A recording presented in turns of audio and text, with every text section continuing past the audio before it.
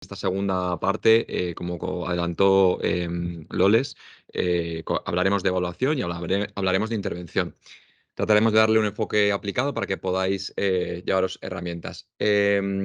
Me gustó el enfatizar que, como se enfatizó en la charla anteriormente, que la cognición social sirve para mantener relaciones sociales, valga la redundancia, amistades, parejas y en diferentes contextos, ¿no? Ocupa lo académico, ocupa también las actividades de ocio, ocupa también las actividades profesionales. Lo digo un poco para resaltar las esferas desde donde podemos intervenir, ¿no? Los contextos de donde podemos intervenir y el tipo de relación desde donde podemos intervenir también. No pensemos únicamente en una relación de amistad, también pensemos en la pareja, que sea afectada, como se ha comentado anteriormente, en familiares no con tanto, con el mismo grado de confianza, como podría ser los hijos, podría ser la mujer o el marido, para ver un poco la amplitud hacia donde podemos establecer objetivos dentro del tratamiento y los diferentes contextos. Y como objetivos de la charla, pues principalmente es que quienes se dediquen al ámbito clínico al menos, pues puedan alcanzar algunos conocimientos sobre medidas de evaluación dentro de la cognición social. Y sobre todo que sean instrumentos que sean fiables, que tengan cierto respaldo psicométrico y que permitan pues, estar adaptados al idioma que hoy nos ataña, que es el castellano. Además, también mi intención es proveer de algunos recursos para aplicar con la mayor evidencia posible, en la medida que sea posible, porque veréis que no siempre es posible, para que, según salgamos por la puerta, podamos también iniciar tratamientos.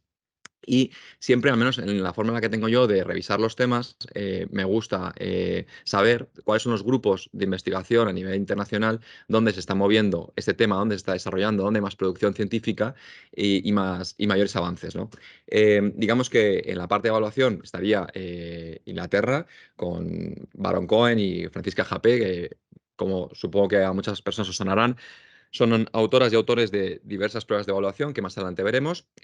Por otro lado, tenemos en Estados Unidos a Dawn Rice Newman, quien es una de las promotoras de intervención, sobre todo sobre el reconocimiento emocional.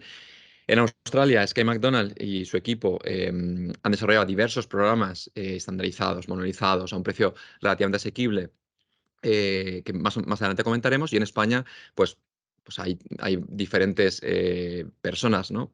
Quizás he elegido estas dos personas pues, por ser, bajo mi punto de vista, dos de los pioneros en plantear un diseño de intervención manualizado, con unos pasos a seguir y sobre todo disponible de forma gratuita, sobre todo el de David Hill. Bueno, vamos a por ello entonces. Cuando hablamos de evaluación, no solamente debemos atender al número, como bien sabemos, de la prueba determinada, sino que debemos atender también a qué se nos cuenta, ¿no? A qué nos cuenta el paciente. Comentaba Loles que en la entrevista la mayoría de las personas que nos dedicamos a la atención asistencial tendemos a cubrir esas necesidades y atender a esas necesidades a partir de una entrevista, ¿no? Quería traer un estudio observacional que se hizo en un grupo clínico finlandés que lleva asistiendo a personas con daño cerebral desde el año 2000. Os podéis imaginar la cantidad de pacientes que ha podido atender. Y ellos llevan desarrollando un grupo de habilidades sociales, más o menos entre 10 20 personas, y se les preguntaba a estas personas afectadas qué es aquello de la cognición social que más resaltan, que es donde tienen dificultades. Pues me voy a detener en leer las frases literalmente, veréis que en las diapositivas a veces saltaré un poco por encima, pero yo creo que en esta merece especial atención para comprender realmente y empatizar, hablando del tema, con la realidad de a quienes atendemos, pues cosas que son relevantes para quien sufre de esta afectación. Siento que no tengo el control de las situaciones sociales, me siento desconcertado, o las situaciones novedosas o con gente que no conozco me generan estrés. Durante una conversación olvido lo que quería decir. En una conversación no respeto los turnos, no logro comprender todo lo que me dicen, quizás un poco en la línea de captar la indirecta, la ironía, el sarcasmo que comentaba Loles. No logro, perdonad, tengo dificultades en las conversaciones triviales, lo que llaman small talk en inglés, que son pues conversaciones de ascensor, qué tal el tiempo, qué tal estás, ¿no? Ese tipo de conversaciones pequeñas. Y no sé usar ni comprender el humor ni la comunicación, ¿no? No sé cómo desenvolverme, ¿no? Que parece una cosa muy automatizada, pero como comentó Loles, desde el neurodesarrollo ya comienzan a desarrollarse estas habilidades y que generan mucha desconfianza cuando uno siente que ha perdido estas habilidades tan automatizadas.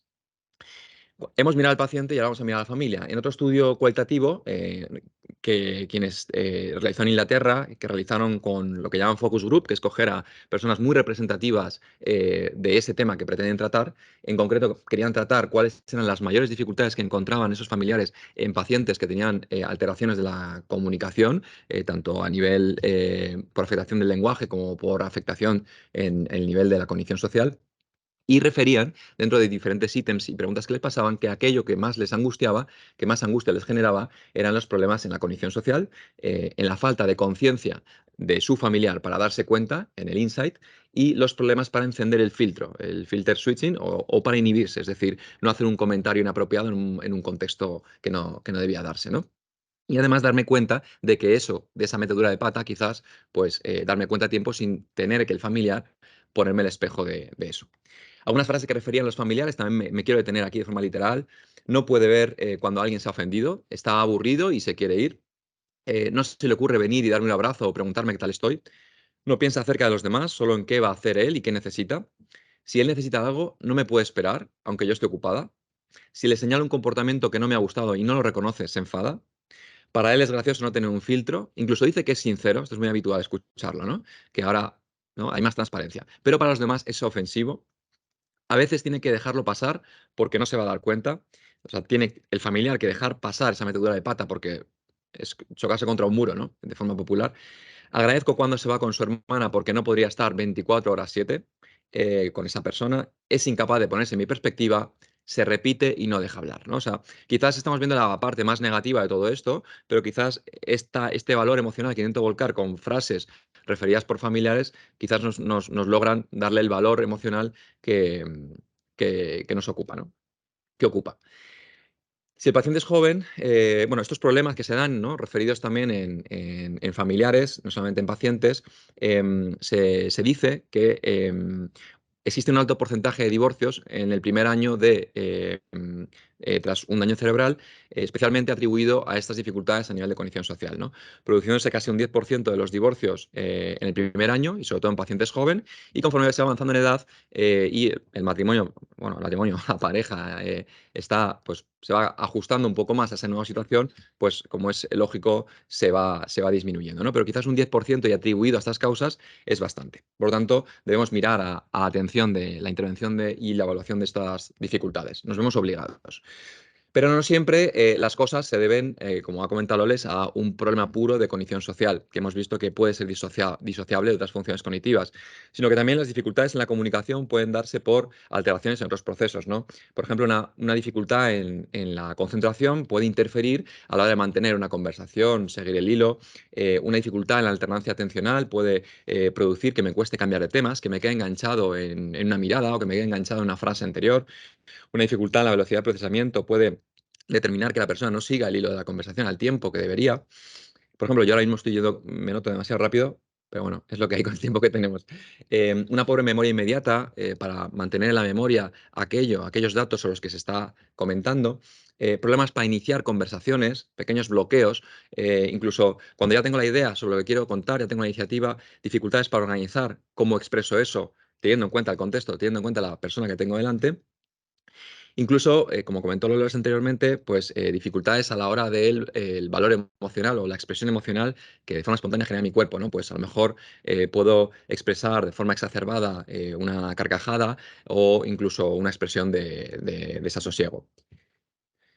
Nos vamos a centrar en el modelo de Cassels de 2016. Como bien comentó Loles, es un modelo biopsicosocial que pensamos que incorpora todos los componentes que se deben incluir dentro de la cognición social y que además nos mm, genera un modelo simple que además consideramos que tiene una relevancia útil. Entonces, de cara a la evaluación, si ya no solamente nos centramos en la entrevista, en lo que refiere al familiar, lo que refiere al paciente y lo que observamos y sabemos diferenciar de lo que es cognición social de lo que no es cognición social, dentro de la cognición social podemos complementarlo, podemos apoyarnos de diversas pruebas con cierta robustez psicométrica, ¿no?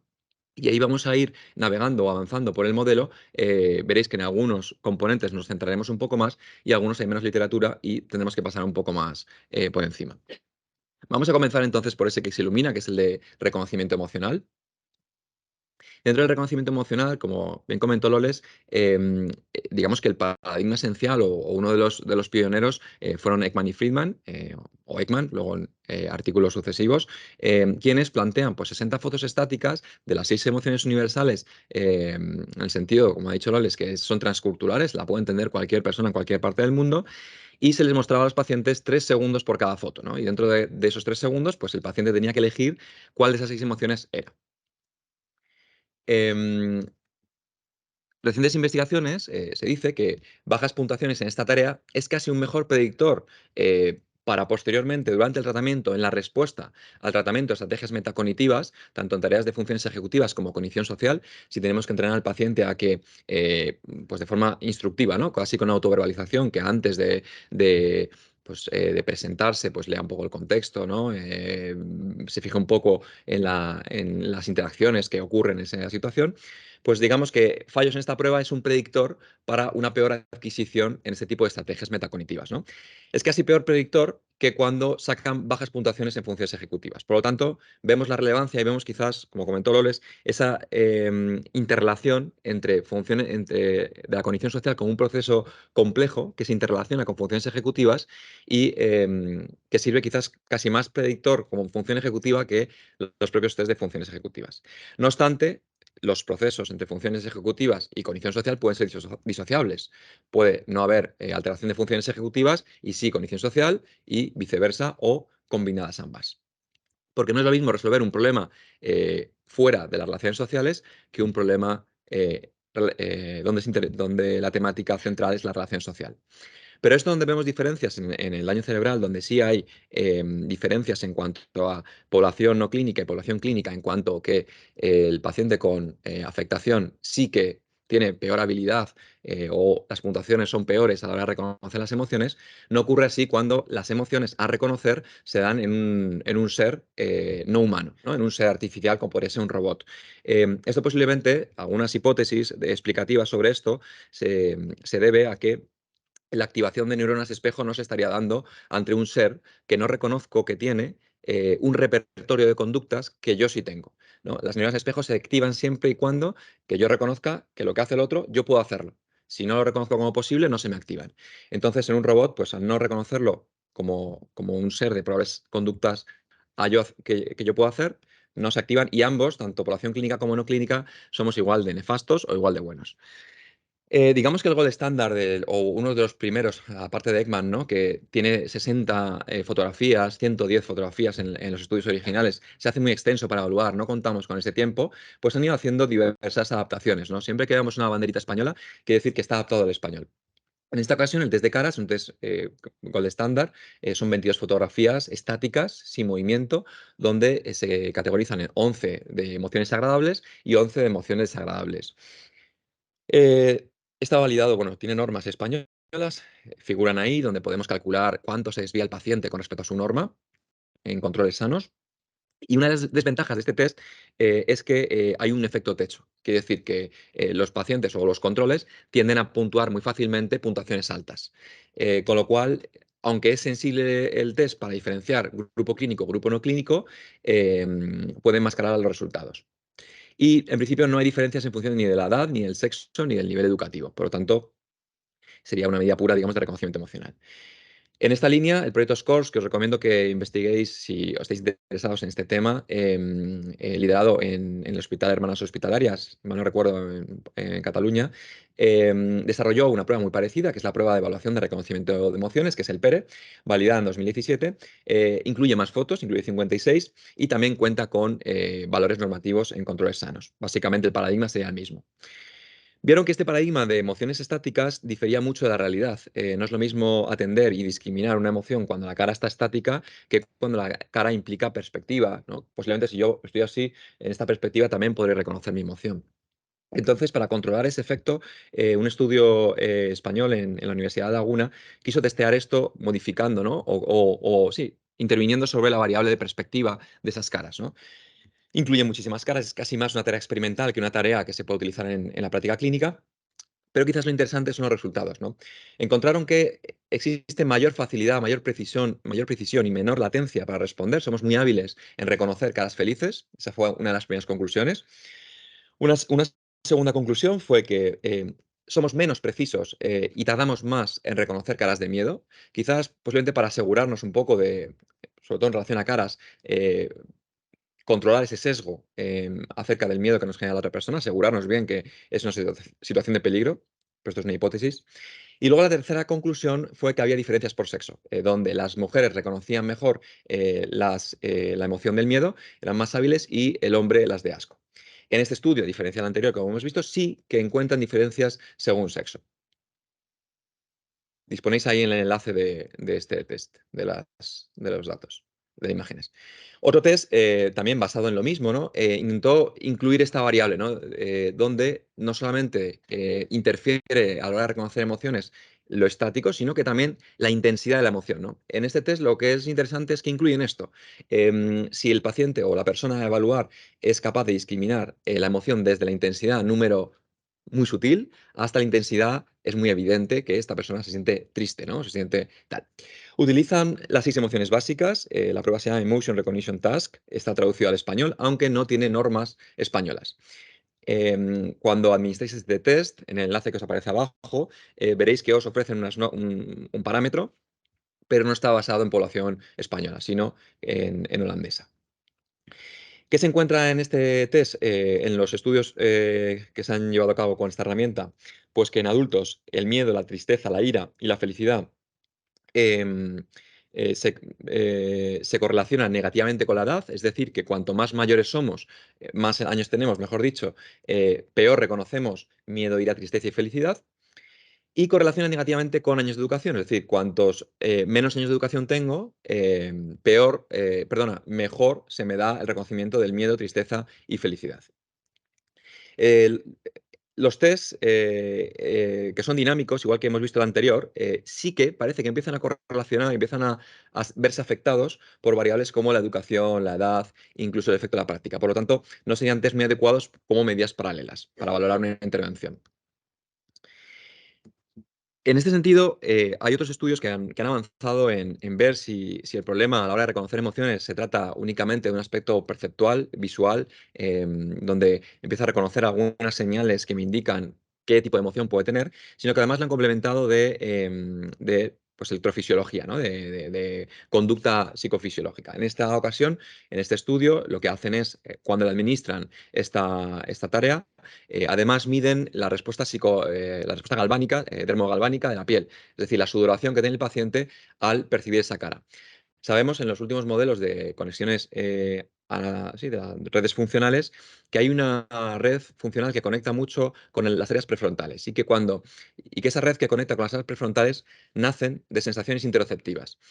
Entonces, lo que se dan cuenta es que el paciente, cuando ve esas imágenes, no le está dando una señal interoceptiva de sudoración que active una respuesta coherente con esa emoción. Es decir, que cuando tiene miedo, no aparece una respuesta de sudoración, no aparece una respuesta de taquicardia, no aparece una respuesta de segregación de ácidos en el estómago. Estos test van evolucionando y disponemos, simplemente como para comentar, bases de libre acceso, como esta europea, la Amsterdam Dynamic Facial Expression, donde lo que han hecho es, sobre todo con estudiantes, han cogido caras de modelos mediterráneos y caras de modelos del norte de Europa, ¿no? Más rubios y tal. Lo digo un poco por si alguien se anima a hacer tareas experimentales o a testearlas en un contexto de laboratorio, pues que bueno, que sepamos que disponemos también de ello. Y esta evolución en el reconocimiento de caras, pues va evolucionando, como veis, de algo estático a algo cada vez más dinámico y cada vez más complejo, ¿no? Donde no solamente existe el reconocimiento de caras en movimiento, sino también el reconocimiento de caras en base al cuerpo, con información, como podéis ver la imagen del medio, esa persona que está jugando a las cartas, donde podemos perfectamente identificar cómo se puede estar sintiendo, e incluso a emociones complejas, donde hay una interacción entre las personas, donde hay más allá que movimientos. En esta base de datos, que también está de libre acceso, estos vídeos en concretos van acompañados de música, lo cual también da una información que facilita la inferencia a la persona evaluada. Es curioso porque a la hora de reconocer emociones, es cierto que la población clínica saca peor rendimiento, ¿no? Que la población no clínica, pero cuando comparamos el reconocimiento emocional a través de emoticonos, que es una cosa en la que estamos muy familiarizados por la inmersión de tecnología en la que estamos metidos, pues no hay tantas diferencias, ¿no? Es decir, población clínica lo hace igual de mal o igual de bien que población clínica. Sin embargo, hay unos emoticonos dentro de estos emoticonos de repertorio que supondrían mayor dificultad, que son aquellos emoticonos relacionados con la cognición social, o al menos los que estos autores atribuyen a cognición social, que son los emoticonos que aparecen abajo en las imágenes, son estar avergonzado, estar arrepentido, estar ansioso, coqueto, coquetear, estar confiado o seguro de sí mismo y estar orgulloso. Digamos que en estos emoticonos hay mayor dificultad que en aquellos emoticonos que representan las emociones básicas. Y dentro de estos emoticonos que denominan sociales, sería el emoticono de ansiedad el de mayor dificultad. Supongo que os habéis enfrentado a situaciones en la práctica clínica donde, tras una comunicación alternativa, por ejemplo, vía emoticono, no solamente hay dificultad en el rastreo, ¿no? En la atención selectiva, también a la hora de elegir qué es lo que mejor representa el estado emocional de esa persona, sino también esa dificultad, esa confusión a la hora de interpretar el significado real de las caras. Bueno, pues quedaría un poco justificado. Y en esta evolución seguimos evolucionando el reconocimiento, la evaluación del reconocimiento de caras, no solamente desde caras estáticas, sino en movimiento, y además ahora también se incluye en vídeo, ¿no? Este test es un test que no está adaptado al español, lamentablemente, son vídeos cortitos, es el test de evaluación de emociones audiovisuales complejas, el CABIT. Consiste en unos vídeos cortitos, dinámicos, de situaciones relativamente ambiguas, donde ya incorporan, a la hora de tú reconocer la emoción, también sonidos, comunicación no verbal, contexto, prosodia, como comentaba Loles, caras, voz, tono de voz, volumen. Y el actor expresa pues, diferentes situaciones, en concreto 88 situaciones que se expresan en un corto periodo de tiempo. Ante esos pequeños vídeos, el paciente debe responder pues, el tipo de emoción de 4 posibles que le suscita o que reconoce en esa escena. Es interesante porque quería destacar este artículo básicamente por la correlación que tiene con el número de amistades. En unos estudios, recientes estudios, correlaciona este test, es decir, a mejores puntuaciones en este test, correlaciona con mayor número de amistades de esa persona evaluada. Por lo tanto, vemos el impacto efectivamente que la cognición social tiene finalmente en la adaptación, la integración comunitaria y la participación social. Hay versiones reducidas porque es muy largo el test. Y aquí debemos preguntarnos, después de haber visto un poco el reconocimiento emocional, debemos preguntarnos también si estas dificultades de reconocimiento emocional, como bien apuntaron anteriormente, se debe a un tema de alexitimia. Quizás yo no soy capaz de reconocer la experiencia, de vivir la experiencia emocional en mis propias carnes. Por lo tanto, como no conozco, no está dentro de mi repertorio, no puedo simular en el repertorio del otro que esto pueda ocurrir. Y por tanto, no conecto con la emoción y por tanto tampoco me faltan datos para inferir. O también puede ser a veces por falta de motivación social, también lo hemos visto, ¿no? Gente que no le genera interés. También por falta de aferencias interoceptivas. No me llega esa taquicardia cuando estoy ante una situación de miedo. Por lo tanto, no tengo respuesta corporal que me avise de que tengo emociones. Por lo tanto, bueno, pues debemos siempre atender a esos otros factores transversales que se suceden. Con esto digamos que habríamos visto el primer bloque de reconocimiento emocional, que en resumen es, empezaron con caras estáticas y una respuesta dicotómica, elige qué emoción es, y va evolucionando cada vez más hasta pequeños vídeos complejos que incluyen diferentes cosas. Vamos ahora a la teoría de la mente, ¿no? La mentalización, ponerme en inferir estados de pensamiento en el otro o inferir estados eh, afectivos en el otro. Causas, mejor dicho, causas que le han hecho sentirse de una manera a otra. Digamos que el gol estándar dentro de la mentalización, sobre todo mentalización afectiva, sería el test de la lectura de la mente en los ojos, el REMET, lo vais a ver resumido de esa manera en artículos. Me voy a lanzar directamente a la adaptación española, que consiste me parece que son 19. Sí, reducen a 19 ítems. En la original son 36 ítems, pero en la versión española de Fernández Abascal y Redondo 2018 reducen a 19. Les proponen un pequeño dato acerca de esa emoción, que solamente a partir de unos ojos. Y a partir de unos ojos, la persona tiene que decidir 4 opciones posibles de esa emoción que mejor se empareja a nivel de léxico.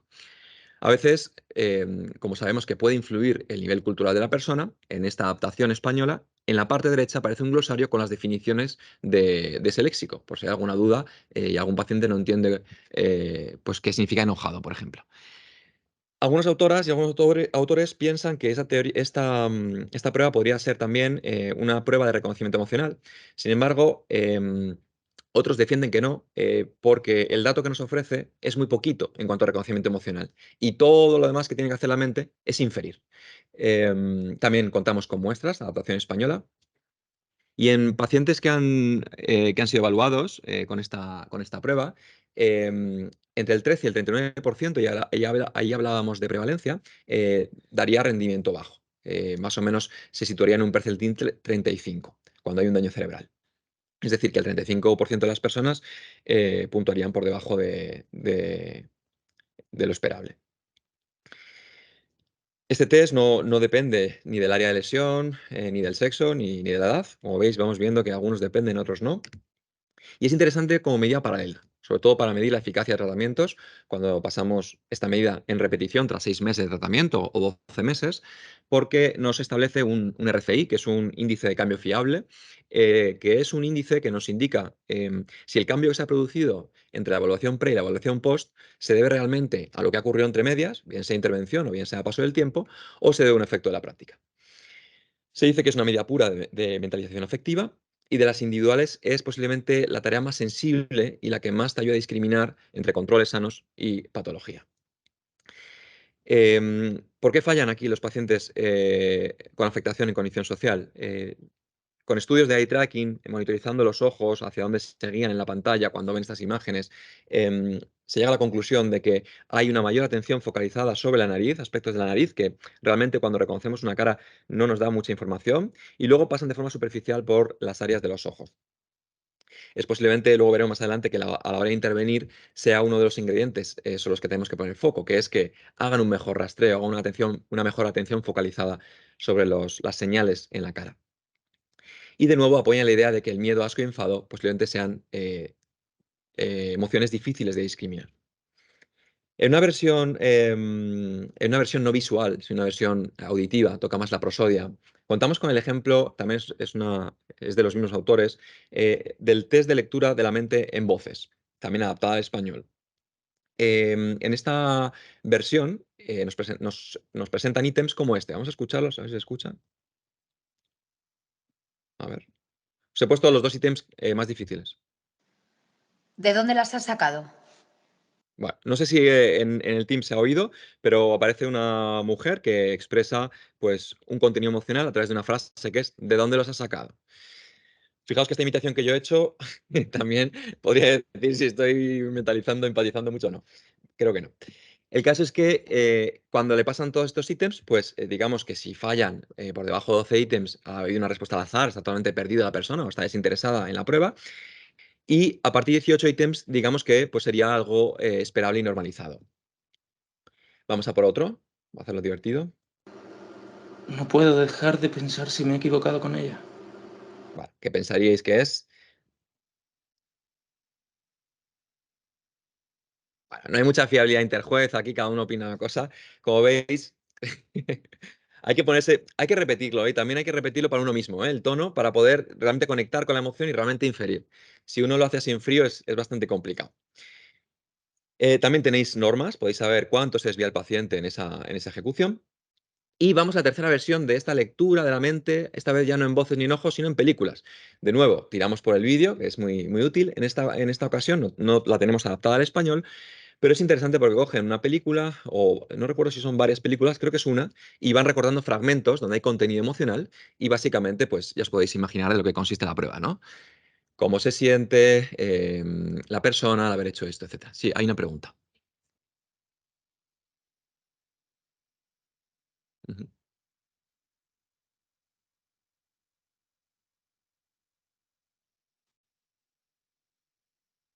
ujú, ujú, ujú, ujú, ujú. Sí, o sea, sí que hay diferencias. Sí, buenísima pregunta. Hay una compañera, un asistente aquí, en presencial, que pregunta si, aunque no esté adaptado al español, es decir, que no haya normas, no haya datos que nos permita conocer si cuando ha sacado un 10 en este test se desvía mucho de lo esperable o no se desvía mucho, pregunta que, independientemente del castellano, nosotros también podemos comprender la prosodia, aunque nos lo digan en irlandés o en francés, ¿no? No conozco del todo las diferencias transculturales que hay a nivel de prosodia. Sé que a nivel transcultural hay culturas donde el sí es así y el no es así. Entonces no sé si a nivel prosódico también puede influir, no lo sé. Pero sin duda es algo muy interesante a investigar. Y en tal caso podríamos aprovecharnos de test que se han hecho en los países, sin duda. Nos vamos ahora no tanto a la mentalización afectiva, como comentó Lole, sino a la mentalización cognitiva, ¿no? Eso que me hace inferir acerca del pensamiento del otro. Eh, las teorías, bueno, las tareas de falsa creencia, las FBT que he puesto ahí, tenemos de primer orden, como sabéis, y de segundo orden, digamos que es el paradigma más habitual donde pues, tenemos que saber qué piensa el otro o qué intención tiene el otro, qué creencia tiene el otro, ¿no? Digamos que el Gold estándar de Fritz y Corcoran lo que plantean son 12 historias, 6 de tipo de primer orden y otras 6 de tipo de segundo orden, donde me obligo a hacer un segundo paso a nivel temporal, en tanto en cuanto no solamente pienso lo que piensa el otro, sino que pienso lo que piensa el otro del otro. Y en el Gold Standard, bueno, en la tarea más utilizada de Fritz y Corcoran, pues aparecen 12 historias leídas. Sé que hay por ahí circulando estas 12 historias traducidas que yo no he encontrado adaptadas, he encontrado traducidas, pero no he encontrado adaptadas al español, con normas. Vamos a poner ejemplos de cómo son estas teorías de falsa creencia, ¿no? Es decir, el paciente se equivoca en la creencia que tiene el otro. Por eso se llama falsa creencia. Si nos vamos a tareas de primer orden, que son tareas de mentalización donde el paciente con daño cerebral falla menos que las de segundo orden, luego veremos que puede estar intrincado, pero serían tareas como la siguiente. Digamos, os lo voy a contar porque leerla creo que es muy tedioso. Imaginaos que Cristóbal y Ruth están limpiando su casa, es un chalet, y ambos están en el piso de arriba. Entonces, Ruth está arreglando la habitación y Cristóbal está arreglando el baño. Y resulta que Cristóbal termina antes de arreglar el baño y entonces le dice a Ruth, oye, voy a ir bajando la ropa que está sucia, que he visto en la canasta, que está sucia, la voy a ir metiendo en la lavadora y tal, mientras tú sigues limpiando arriba. Y dice Ruth, vale, genial, hazlo, pero deja la puerta abierta porque luego tengo que meter las sábanas de lino y así aprovechamos la lavadora y matamos dos pájaros de un tiro. El caso es que Cristóbal baja a la lavadora, mete la ropa sucia y además mete jabón en un cajetín, ¿no? Sabéis que la lavadora puede ser de cajetín o de... Pues lo mete en un cajetín. Y ya está, y así lo deja y se va. Y después, cuando Ruth termina de limpiar la habitación, baja con las sábanas y las mete también a la lavadora. Sin embargo, mete una pastilla de estas que son como que se meten directamente en el tambor, ¿no? Y cierra. Y al cabo de unos segundos, de repente, pues os podéis imaginar, empieza a salir un montón de jabón. La pregunta después de leerle esta historia a la persona evaluada, lo que se le pregunta, la pregunta test sería, ¿por qué crees que Ruth se queda perpleja al engorrar tanto jabón en la lavadora? Y algunas, bueno, podéis responderos, ¿no? ¿Por qué? Pues, ¿quién quiere responder? ¿Alguien quiere responder? ¿Por qué? ¿Se queda perpleja? Bueno, pues digamos que la respuesta control sería responder que ella no sabía que el otro había puesto tal, ¿no? Es decir, mi respuesta va enfocada a mi creencia sobre lo que hizo el otro.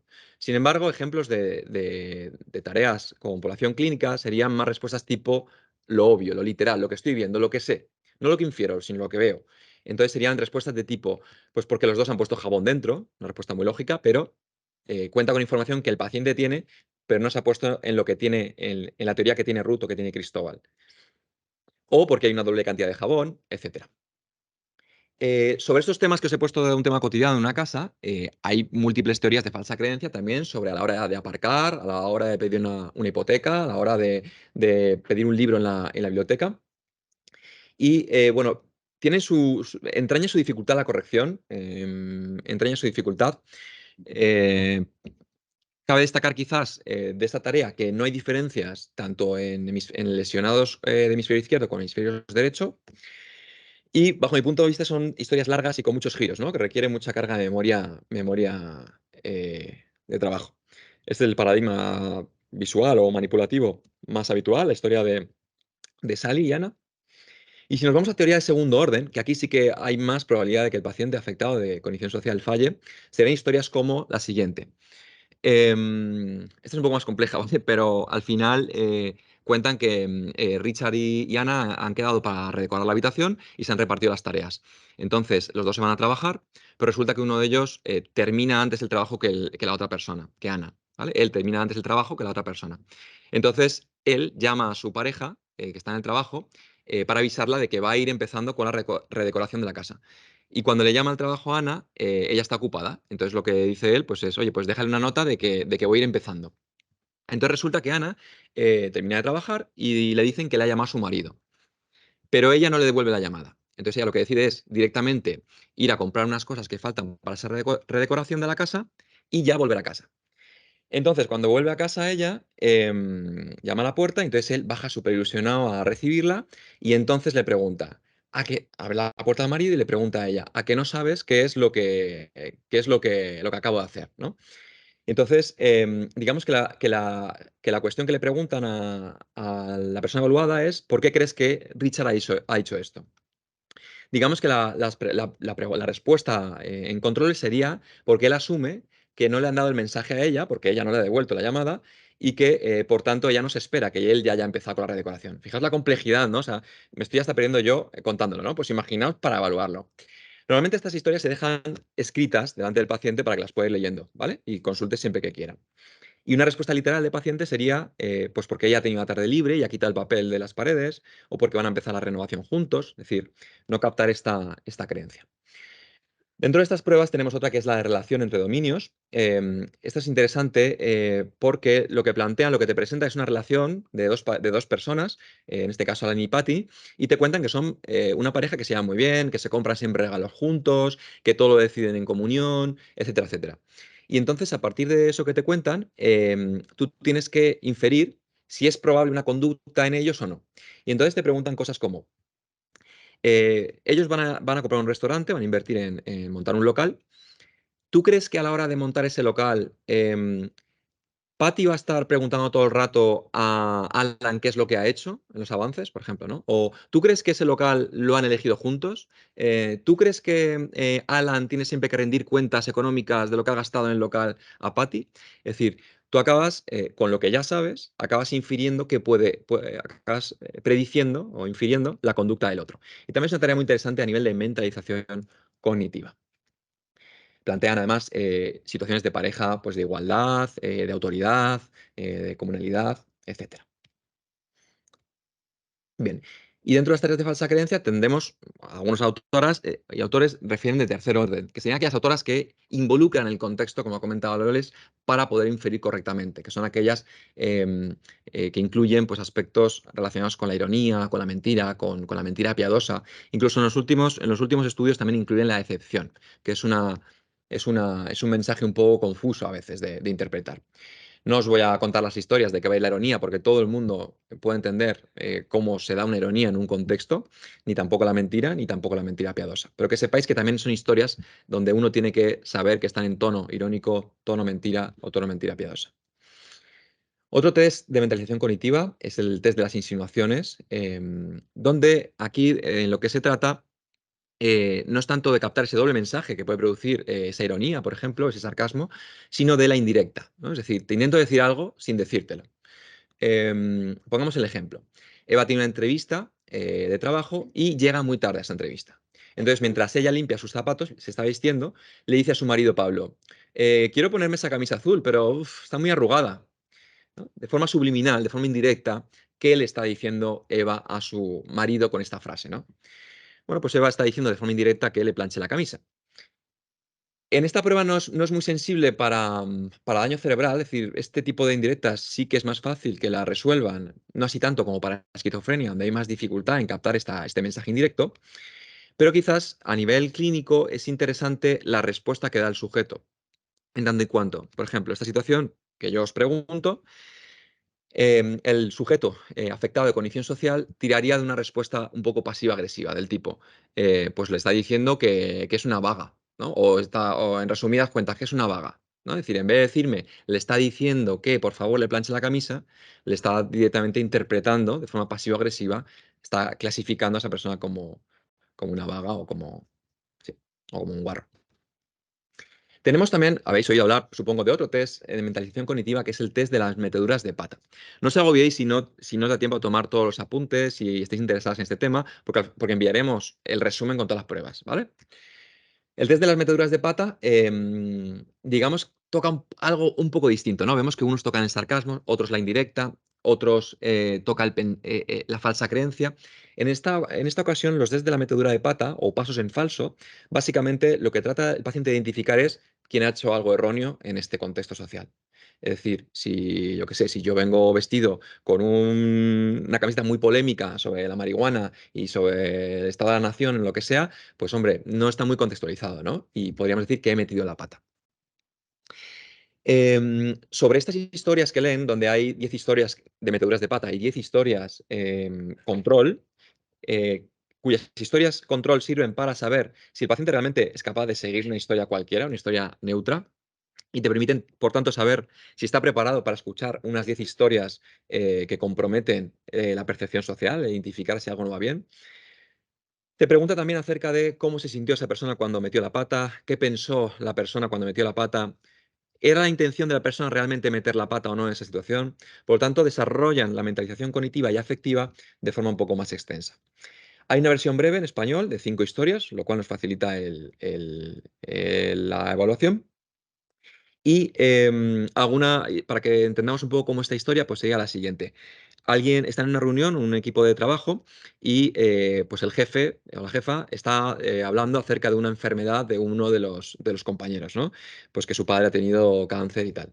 Y entonces de repente otro empleado llega tarde, abre la puerta y dice, jo, me sé un chiste buenísimo sobre el hospital que escuché otro día, ¿no? Y cuenta un chiste sobre cáncer. Bueno, pues ahí habría que identificar quién ha metido la pata, si tenía la intención de meter la pata, cómo se sintió el jefe cuando tal. Lo que observamos en pacientes es que esta tarea, bajo mi punto de vista, no la hacen tan mal. Lo que hacen mal es que no se implican emocionalmente con la historia. Quedan un poco indiferentes. Para apoyar un poco toda esta complejidad de lectura de historias, ¿no? Que parece que es mucho texto, mucho que tengo que mantener en la mente, he querido incluir el SCOT, el Edinburgh Social Cognition Test, que no está adaptado al español, pero que dan un apoyo en viñetas sobre lo que está ocurriendo en la historia, ¿no? En este caso, el Faustpass, pues incluye una señora que está andando, se le caen las cosas, y entonces pasa un señor, pero pasa desapercibido, ¿no? Entonces, ahí sí, con ese apoyo visual me es más fácil preguntar a la persona si ha identificado que algo iba mal o no. Y luego, como vimos en reconocimiento emocional, también en mentalización, los test van evolucionando hacia el vídeo. Dentro del vídeo tenemos el Video Social Inference Test, tampoco está adaptado al español, pero quería simplemente mencionar que también ocurren cosas inapropiadas y debemos resolverlo a partir de ahí. Sí que es interesante este test o de estos estudios que ellos intentan rebajar la carga de memoria de trabajo. Como veis, al contar esta historia satura bastante. Y directamente, ¿cómo lo hacen? Pues con vídeos muy cortitos y sobre todo con respuestas de sí o no. No abren la pregunta al paciente. Ellos hacen un estudio experimental donde ponen historias con mayor carga de trabajo y con menor carga de trabajo y se dan cuenta que cuanto más bajo la carga de trabajo en este tipo de tareas, pues mejor se le da el rendimiento de cognición social. Por lo tanto, reducen sus tipos de tareas a tareas de muy baja memoria de trabajo, de carga en memoria de trabajo, pero que apunten a cognición social. Y tienen diferentes situaciones, ¿no? Por ejemplo, ¿pensáis que ellos se están saludando bien? ¿Crees que él le pide algo apropiado para el nivel de confianza que tienen? Por ejemplo, le pide uno al otro que cuide de sus plantas. ¿Crees que sabiendo lo que sabes es adecuado eso o es inapropiado? ¿Cómo lo han hecho? ¿No? Este tipo de preguntas iría en la línea del vídeo también. Y como comentaba Loles, ¿no? Parece que a veces desatendemos al paciente con problemas de comunicación, con afasia. En ese sentido, adaptaciones al español yo no he encontrado. Luego os contaré qué adaptación considero que puede ser interesante. Pero sí que se han hecho estudios que intentan pues, dar cabida a esto, a la mentalización cognitiva y evaluarla desde los problemas de la comunicación verbal. Fijaos en el cartoon, en la viñeta de arriba, un padre señala a su hijo hacia la puerta y se le preguntaría al paciente cuál de las 3 imágenes predice, poniéndose en la mente del padre, predice que sería más probable que ocurriera, ¿no? Si lo que le está diciendo al niño es que se vayan a comer juntos, que sería la 1, si lo que le dice al niño es le acompaña muy enfadado a un sitio, o si lo que le dice al niño es que vaya por favor a ver el regalo que le ha hecho, ¿no? Em, o estas otras, es que las he puesto varias porque me parecen muy graciosas también. Un niño va a abrir la puerta, no la alcanza, entonces coge un paraguas. Y entonces se le pregunta, ¿qué opción crees que es más probable que ocurra? ¿No? ¿Cuál es la intención de él al coger el paraguas? ¿Lo ha cogido para abrir la puerta o lo ha cogido porque va a salir y para que no llueva, ¿no? Entonces obliga a la persona a elegir de forma muy sencilla, de forma dicotómica, de forma visual, sin compensación con el lenguaje, y además pone en marcha la mentalización, en este caso cognitiva. Sí es cierto que es más difícil, y bueno, este es otro ejemplo, obviamente pintados por doctorandos del grupo de investigación o universitarios, pues lo mismo, ¿no? Un funeral, dejar las flores, que es más probable que haga el acompañante, que coja y se vaya o que coja y se quede consolando a la persona doliente. Es mucho más fácil en afasias hacer tareas de primer orden, tareas de mentalización de primer orden, y apenas hay de segundo orden, cuando tienen que hacer el segundo giro. Todavía no han sido diseñadas, o al menos yo no las he encontrado. Y esta otra tarea que me parece muy divertida, muy graciosa, es evidente, ¿no? ¿Qué va a hacer la persona después de hacer eso? Pues se hará una sábana para salir de ahí, pedirá ayuda para salir de la cárcel, o se echará una siestita y luego ya pues saldrá otro día.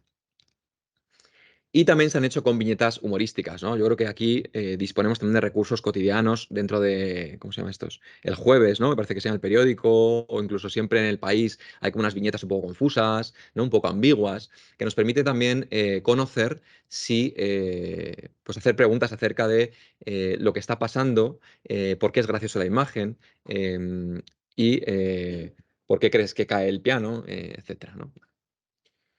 El TASIT no lo vamos a comentar, pero sí vamos a comentar que es uno de los test más usados, sobre todo en investigación internacional. No está adaptado al español. Y digamos que ya son los test en la línea de cubrir no solamente la mentalización cognitiva, sino también cubro el reconocimiento emocional. Es una batería que es bastante extensa y que incluye el apartado 1, reconocimiento emocional, y el apartado 2 de mentalización. Vemos en un ejemplo de ironía, en esa foto, dos personas en el aeropuerto, y entonces uno le pregunta, ¿estás seguro que has cogido el pasaporte? Y dice otro, ¿qué va? Lo he roto y he tirado por ahí. Ok, perfecto. ¿No? Pues bueno, si capta la ironía, ¿por qué le ha dicho eso? ¿Cómo se ha sentido la persona al decirlo? Bien, y esta adaptación del TASIT se ha hecho, o sea, yo normalmente cuando he visto estudios de investigación que han utilizado el TASIT como medida primaria sobre el efecto de la intervención, normalmente el TASIT no suele ser muy sensible al cambio en tratamiento, pero sí que es un test bastante utilizado. Y por ello se han hecho diversas adaptaciones, algunas más breves. En este caso, contamos con recursos en ese enlace, que os lo he puesto luego en el material de vídeo, donde aquí esta adaptación alemana sí ha incorporado algo novedoso, que es que dentro de esas escenas donde ocurre algo inapropiado o ocurre una indirecta o ocurre un sarcasmo, lo han graduado en niveles de intensidad de la emoción. Es decir, os voy a poner ahora las escenas así en corrido, ¿vale? Fijaos, es casi el mismo segundo de la escena, lo que pasa es que es la misma escena, solo que con diferentes intensidades. En la primera ocurre algo inapropiado en una intensidad leve, es como muy, muy sutil. En lo segundo, un poquito más intensos, fijaos en la comunicación no verbal. Y en el tercero es casi más intenso, ¿vale? Bueno, esta es la idea con la que quiero que os quedéis, ¿vale? Que han manipulado esa variable de... Y los vídeos son de alta calidad y podéis descargarlo, aunque el lenguaje es en alemán. Y quizás la joya de la corona, o una de las joyas de la corona, ya veremos para mí cuál es la segunda joya de la corona, si no la primera, es la película para la evaluación de la cognición social, que sí ha habido mucha gente que la ha reportado en la encuesta de hoy y también en la encuesta tuya a nivel nacional, que es el MASC. Está de libre acceso en el enlace que aparece ahí abajo, con una contraseña que es la siguiente, aunque yo os recomiendo, por favor, pedir permiso a los autores para utilizarla, informarles, porque ha llevado su trabajo.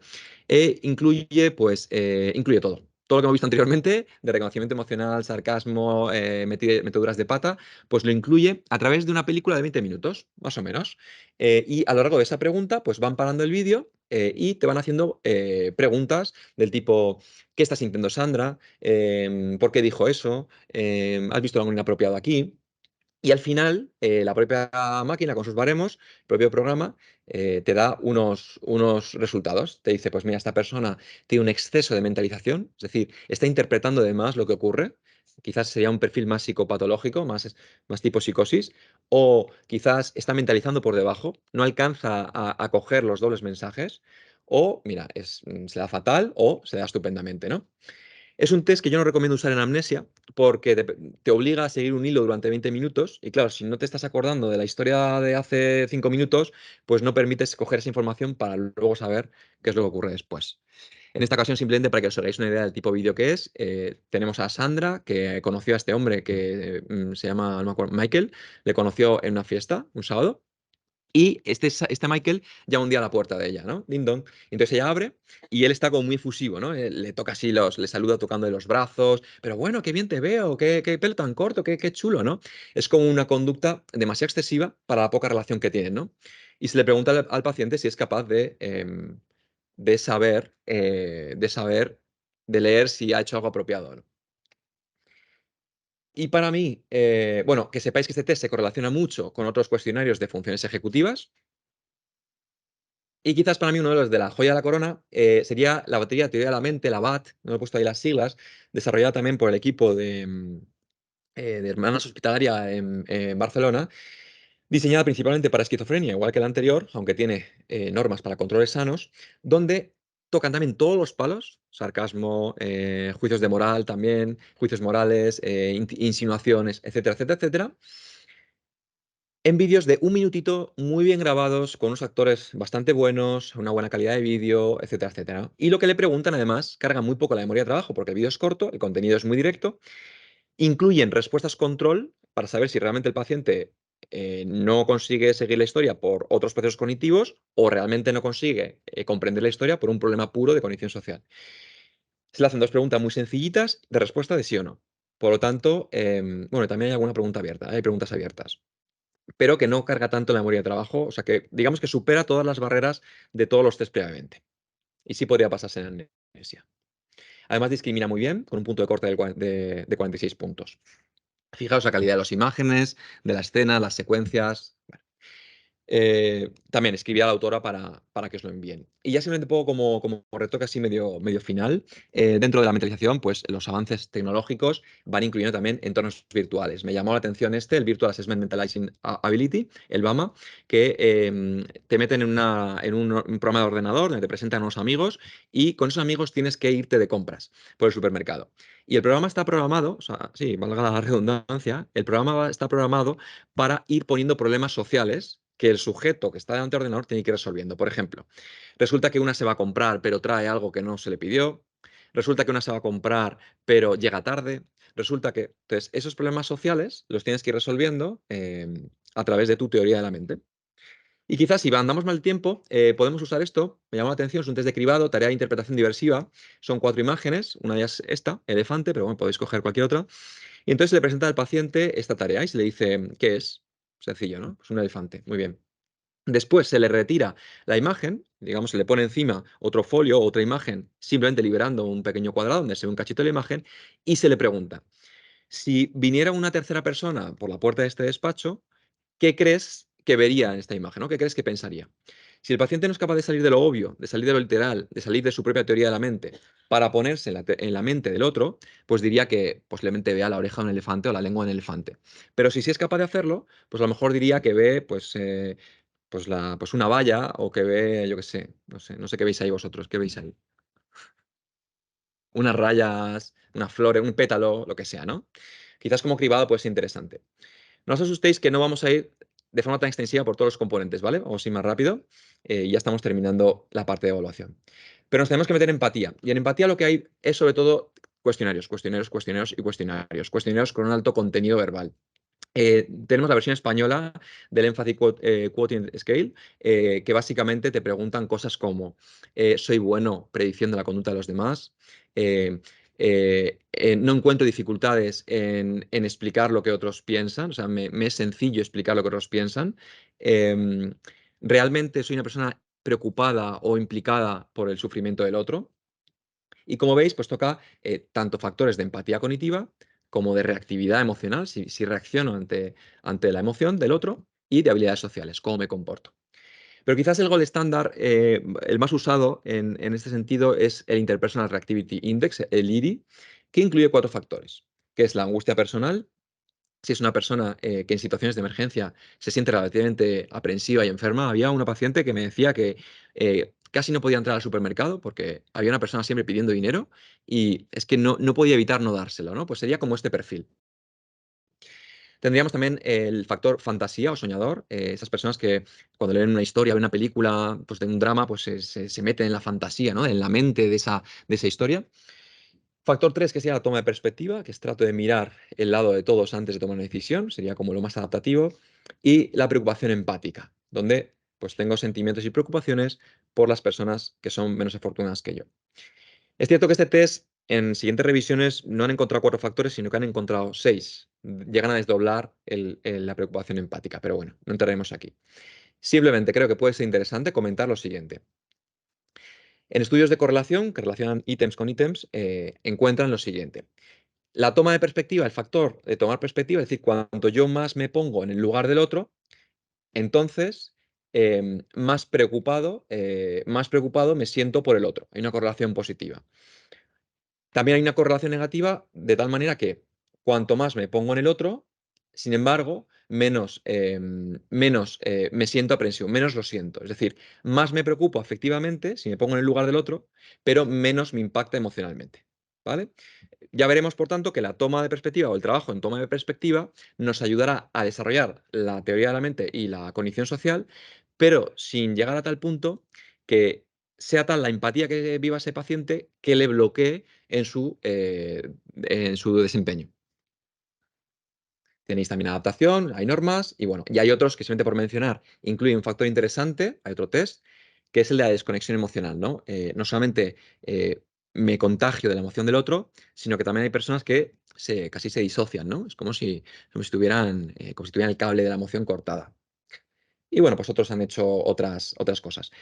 Simplemente destacar que como cribado, al igual que hemos visto el cribado de la mentalización, hay un cribado que es el Single Item Trait Empathy Test, que simplemente le pregunta una cuestión al paciente, que es, ¿usted se considera una persona empática?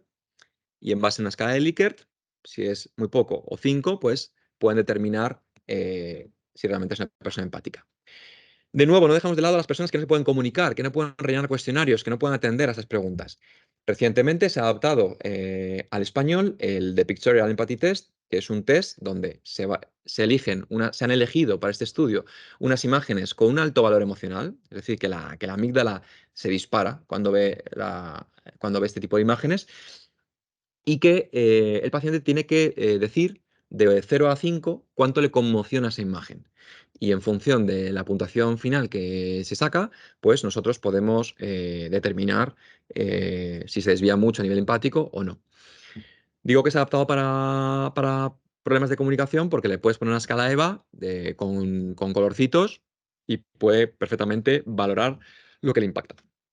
Y estas, hablando de imágenes, sí.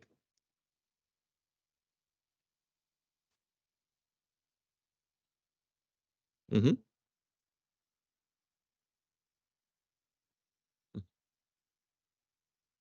ujú, ujú, ujú, ujú, ujú.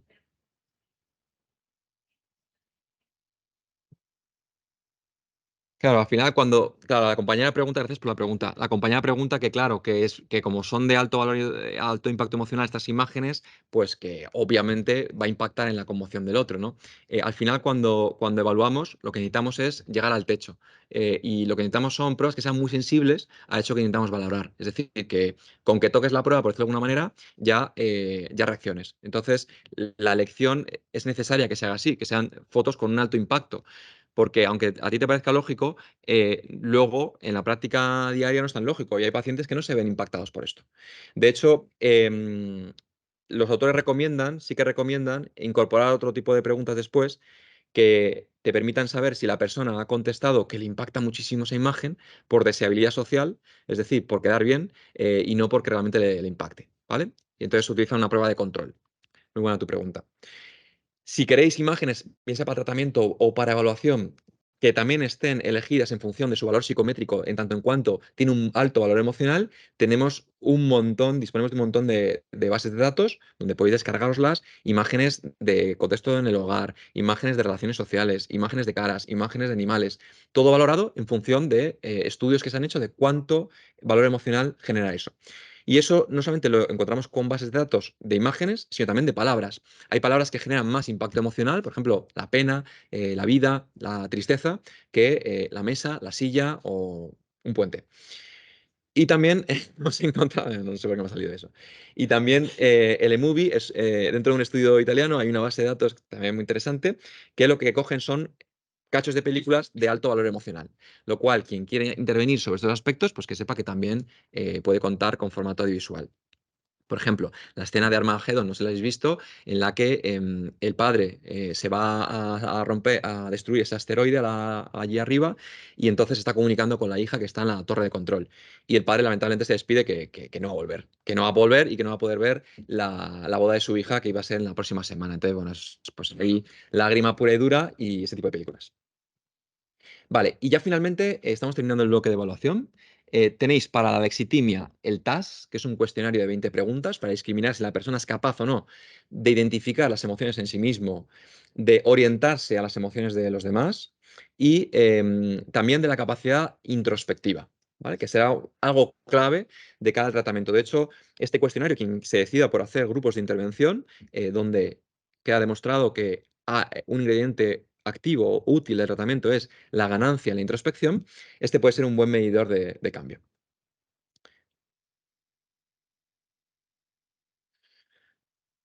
Vamos a comentar. Tenemos también algún cuestionario de sesgo atribucional, de cómo me explico yo lo que ha ocurrido, si me lo explico como una intención, como algo externo. Es decir, en este test, muy brevemente, comenta unas historias entre ambiguas y no ambiguas, pero me voy a centrar en las ambiguas, como por ejemplo en la que se le plantea al paciente que pasa junto a un grupo de adolescentes en un centro comercial y de repente les escucha reír. Y se le pregunta al paciente que infiera por qué cree que ha ocurrido eso, que atribuya la causa de esa risa.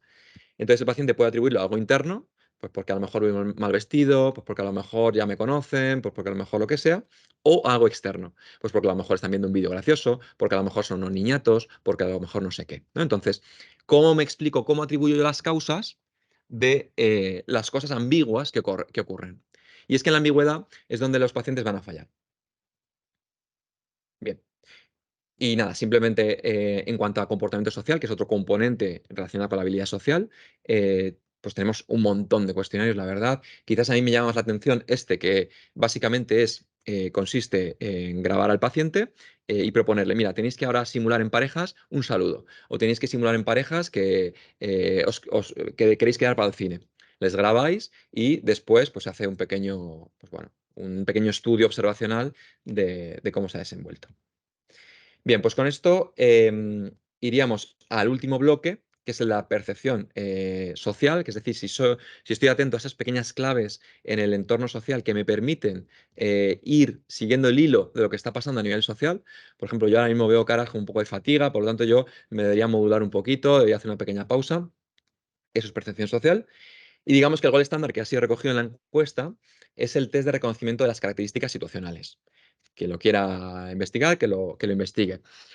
Se dice a veces que también los pacientes fallan en el reconocimiento emocional casi por un aspecto de priming, ¿no? De familiaridad. El lóbulo temporal no dispara lo suficiente a reconocer situaciones que son familiares, ¿no? Digamos que esas claves no disparan neuronas, ¿no?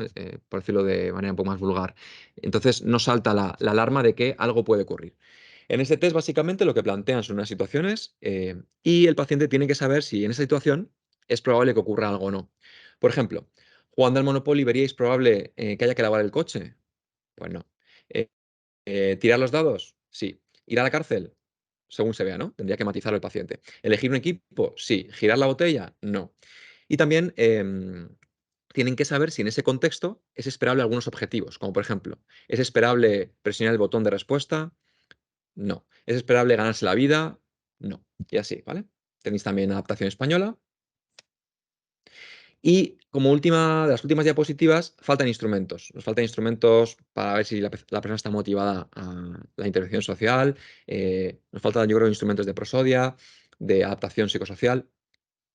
Tenemos un instrumento que quizás se sale un poco, ¿no? de la charla, pero está relacionado con la inteligencia emocional y cómo la persona es capaz de, ok, una vez ya he leído el contexto y una vez tengo mis competencias sociales, cómo regulo mis emociones en función de lo que veo. Entonces, en esta prueba, que está adaptada al español, el MSTATE, sí que tenéis algunas pruebas de reconocimiento emocional para graduar el valor emocional de diferentes caras, no de una en concreto, es decir, en esta cara no diríamos está contento o está triste, sino diríamos cuánto de feliz está, cuánto de triste, cuánto de miedo, jugando un poco con la complejidad de las emociones, ¿vale? Y esa combinación a veces que se intrinca. Y luego plantea situaciones pues también de empatía, de mentalización, del tipo, si un compañero le notas que está muy estresado, que ha tenido un mal día, pues cómo se sentiría. O del tipo, si a ti te dan una buena noticia y estás muy contento ese día, ¿qué harías? ¿Te irías a correr? ¿Lo celebrarías con amigos? ¿No? Entonces, bueno, se va un poco explorando también la habilidad de regulación de las emociones. Si queréis un metaanálisis, yo os recomendaría apuntaría a este, del INETAL del año 2000 algo, que básicamente incluye todas las tareas que hemos dicho anteriormente y que básicamente las conclusiones ya las hemos ido comentando.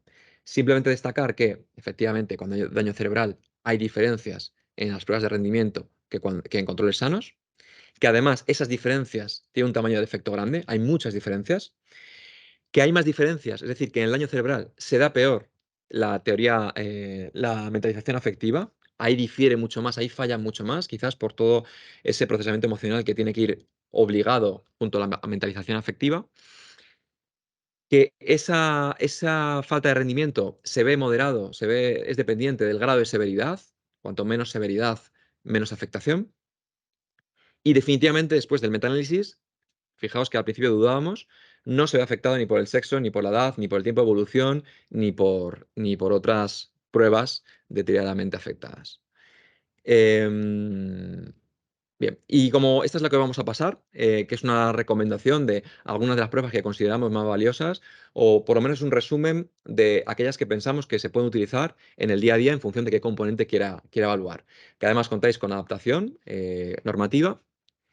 Y me quedó pendiente comentar de mentalización no verbal. Yo, por ejemplo, utilizaría las historietas del Wise, que al final lo que te obligan, sobre todo aquella de la playa con el tiburón, no sé si la conocéis, pero que esa para inferir las intenciones del otro es bestial, ¿no? Y va un poco en la línea de las de Cartoon, ¿no? Que habíamos comentado. Y hasta aquí llevamos una hora exacta, 1 hora y 5 minutos, y creo que vamos a hacer una pequeña pausa antes de entrar al tratamiento, que es más fluido. Voy a hacer una pequeña pausa si hay alguna pregunta.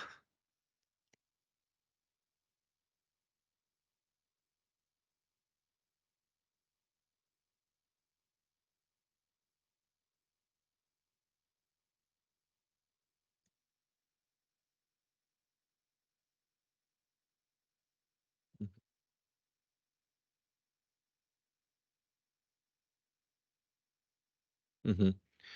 Gracias por la pregunta, muy buena. Hay una compañera que pregunta si esos test que valoran la cognición social, si se podrían también pasar a familiares.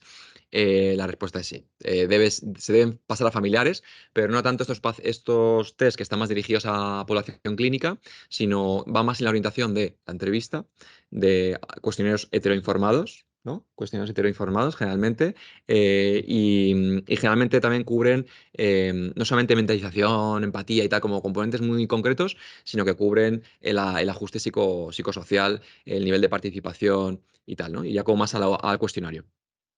Claro, yo, por ejemplo, si descansa. Vale. Algunas de las escalas, por ejemplo, que están pensadas justamente para evaluar falta de conciencia de déficit son cuestionarios que rellena el paciente y que rellena el familiar. O sea, el paciente, por ejemplo, se le pregunta del 0 al 5, ¿cómo de bien crees que hace determinadas cosas? Por ejemplo, conducir, hacer las tareas del hogar, relacionarme con otros, manejar conversaciones. Hay aspectos dentro de ese cuestionario que están, algunas son para las actividades de la vida diaria, otras son de aspectos cognitivos. ¿Cómo te acuerdas de las cosas del día a día? Hay algunas preguntas que son sobre desempeño en situaciones sociales o de aspectos de cognición social. Entonces, si el paciente pone que piensa, le da un 5, que quiere decir que piensa que eso lo haría estupendamente, por ejemplo, mantener los turnos en una conversación, entender lo que piensa la gente en determinado contexto, no sé qué, y el familiar le da un 0 y aparece mucha discrepancia entre paciente y familiar en aspectos relacionados con la cognición social, tú ya puedes ver que tiene dificultad de cognición social según su familiar lo reporta y que además él no es consciente de que lo tiene. Ujú. No sé Eso es. si Es el Pattern Competency Test, eso es. ¿no? Eso es.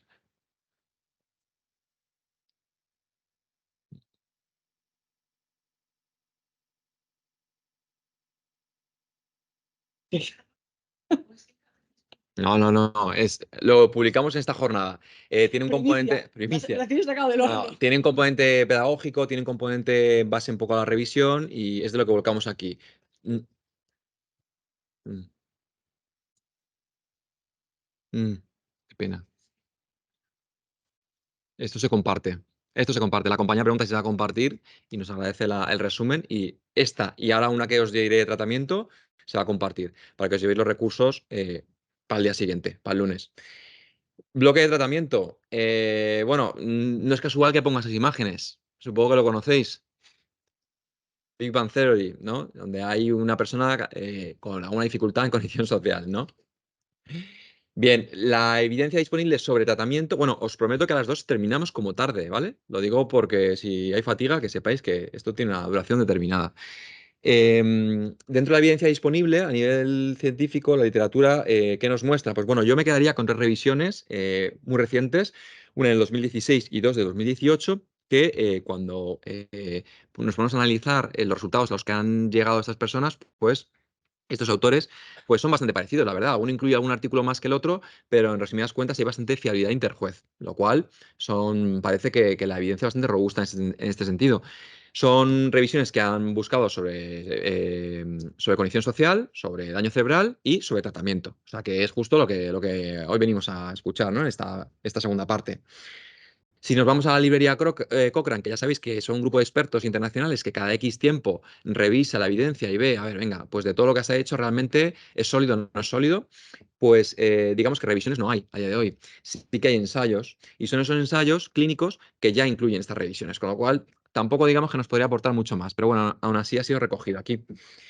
Y si atendemos a la guía internacional INCOG, que supongo que es una guía que conocéis, que también es un grupo de expertos, me parece que es escocés, no recuerdo ahora mismo, pero el grupo de expertos internacional y que cada año va revisando pues también toda la evidencia disponible, sobre todo únicamente en traumatismo craneoencefálico. Y como vimos con Loles, es la etiología donde es más prevalente los problemas de cognición social. Este grupo, ya en su revisión de 2023, que además de revisar la literatura, finalmente siempre incluye un algoritmo de toma de decisiones de, oye, pues si tengo un paciente con alteración de cognición social, sí o sí tengo primero que valorar no sé qué, y sí o sí, una vez valorado, tengo que hacer no sé qué, y si no sé qué, no sé cuántos, no sé qué, no sé qué, nos va dando como la pauta de actuación, ¿no? Y esto lo tienen revisado tanto para memoria, como para funciones ejecutivas, como para problemas de la comunicación. En este sentido, a ver si va. Sí, en ese sentido, ya en su revisión 2023 han incluido que si hay una afectación de la comunicación, sí o sí hay que valorar la cognición social, estamos obligados a ello, que hemos visto en la encuesta nacional y aquí que la mayoría lo hace, pero además estamos obligados a tratar, ¿vale? Por lo menos los ingredientes que hemos centrado como capitales, que son la percepción emocional, la mentalización y la empatía, sobre todo en su aspecto más emotivo. Y que además esto no depende de la gravedad, que independientemente de la gravedad debemos sí o sí también incluirlo, ¿vale? Entonces, bueno, yo creo que tenemos evidencia suficiente como para orientarnos, una vez más, a dedicarle un tiempo suficiente a esto.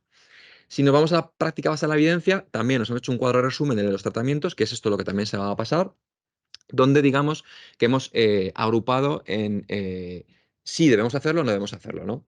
Como sabéis, los niveles de evidencia se distribuyen por clases o por niveles, hay muchos tipos de clasificación, ¿no? Pero digamos que los clase 1 son aquellas cosas que nos recomiendan hacer, porque hay una evidencia robusta que lo soporta.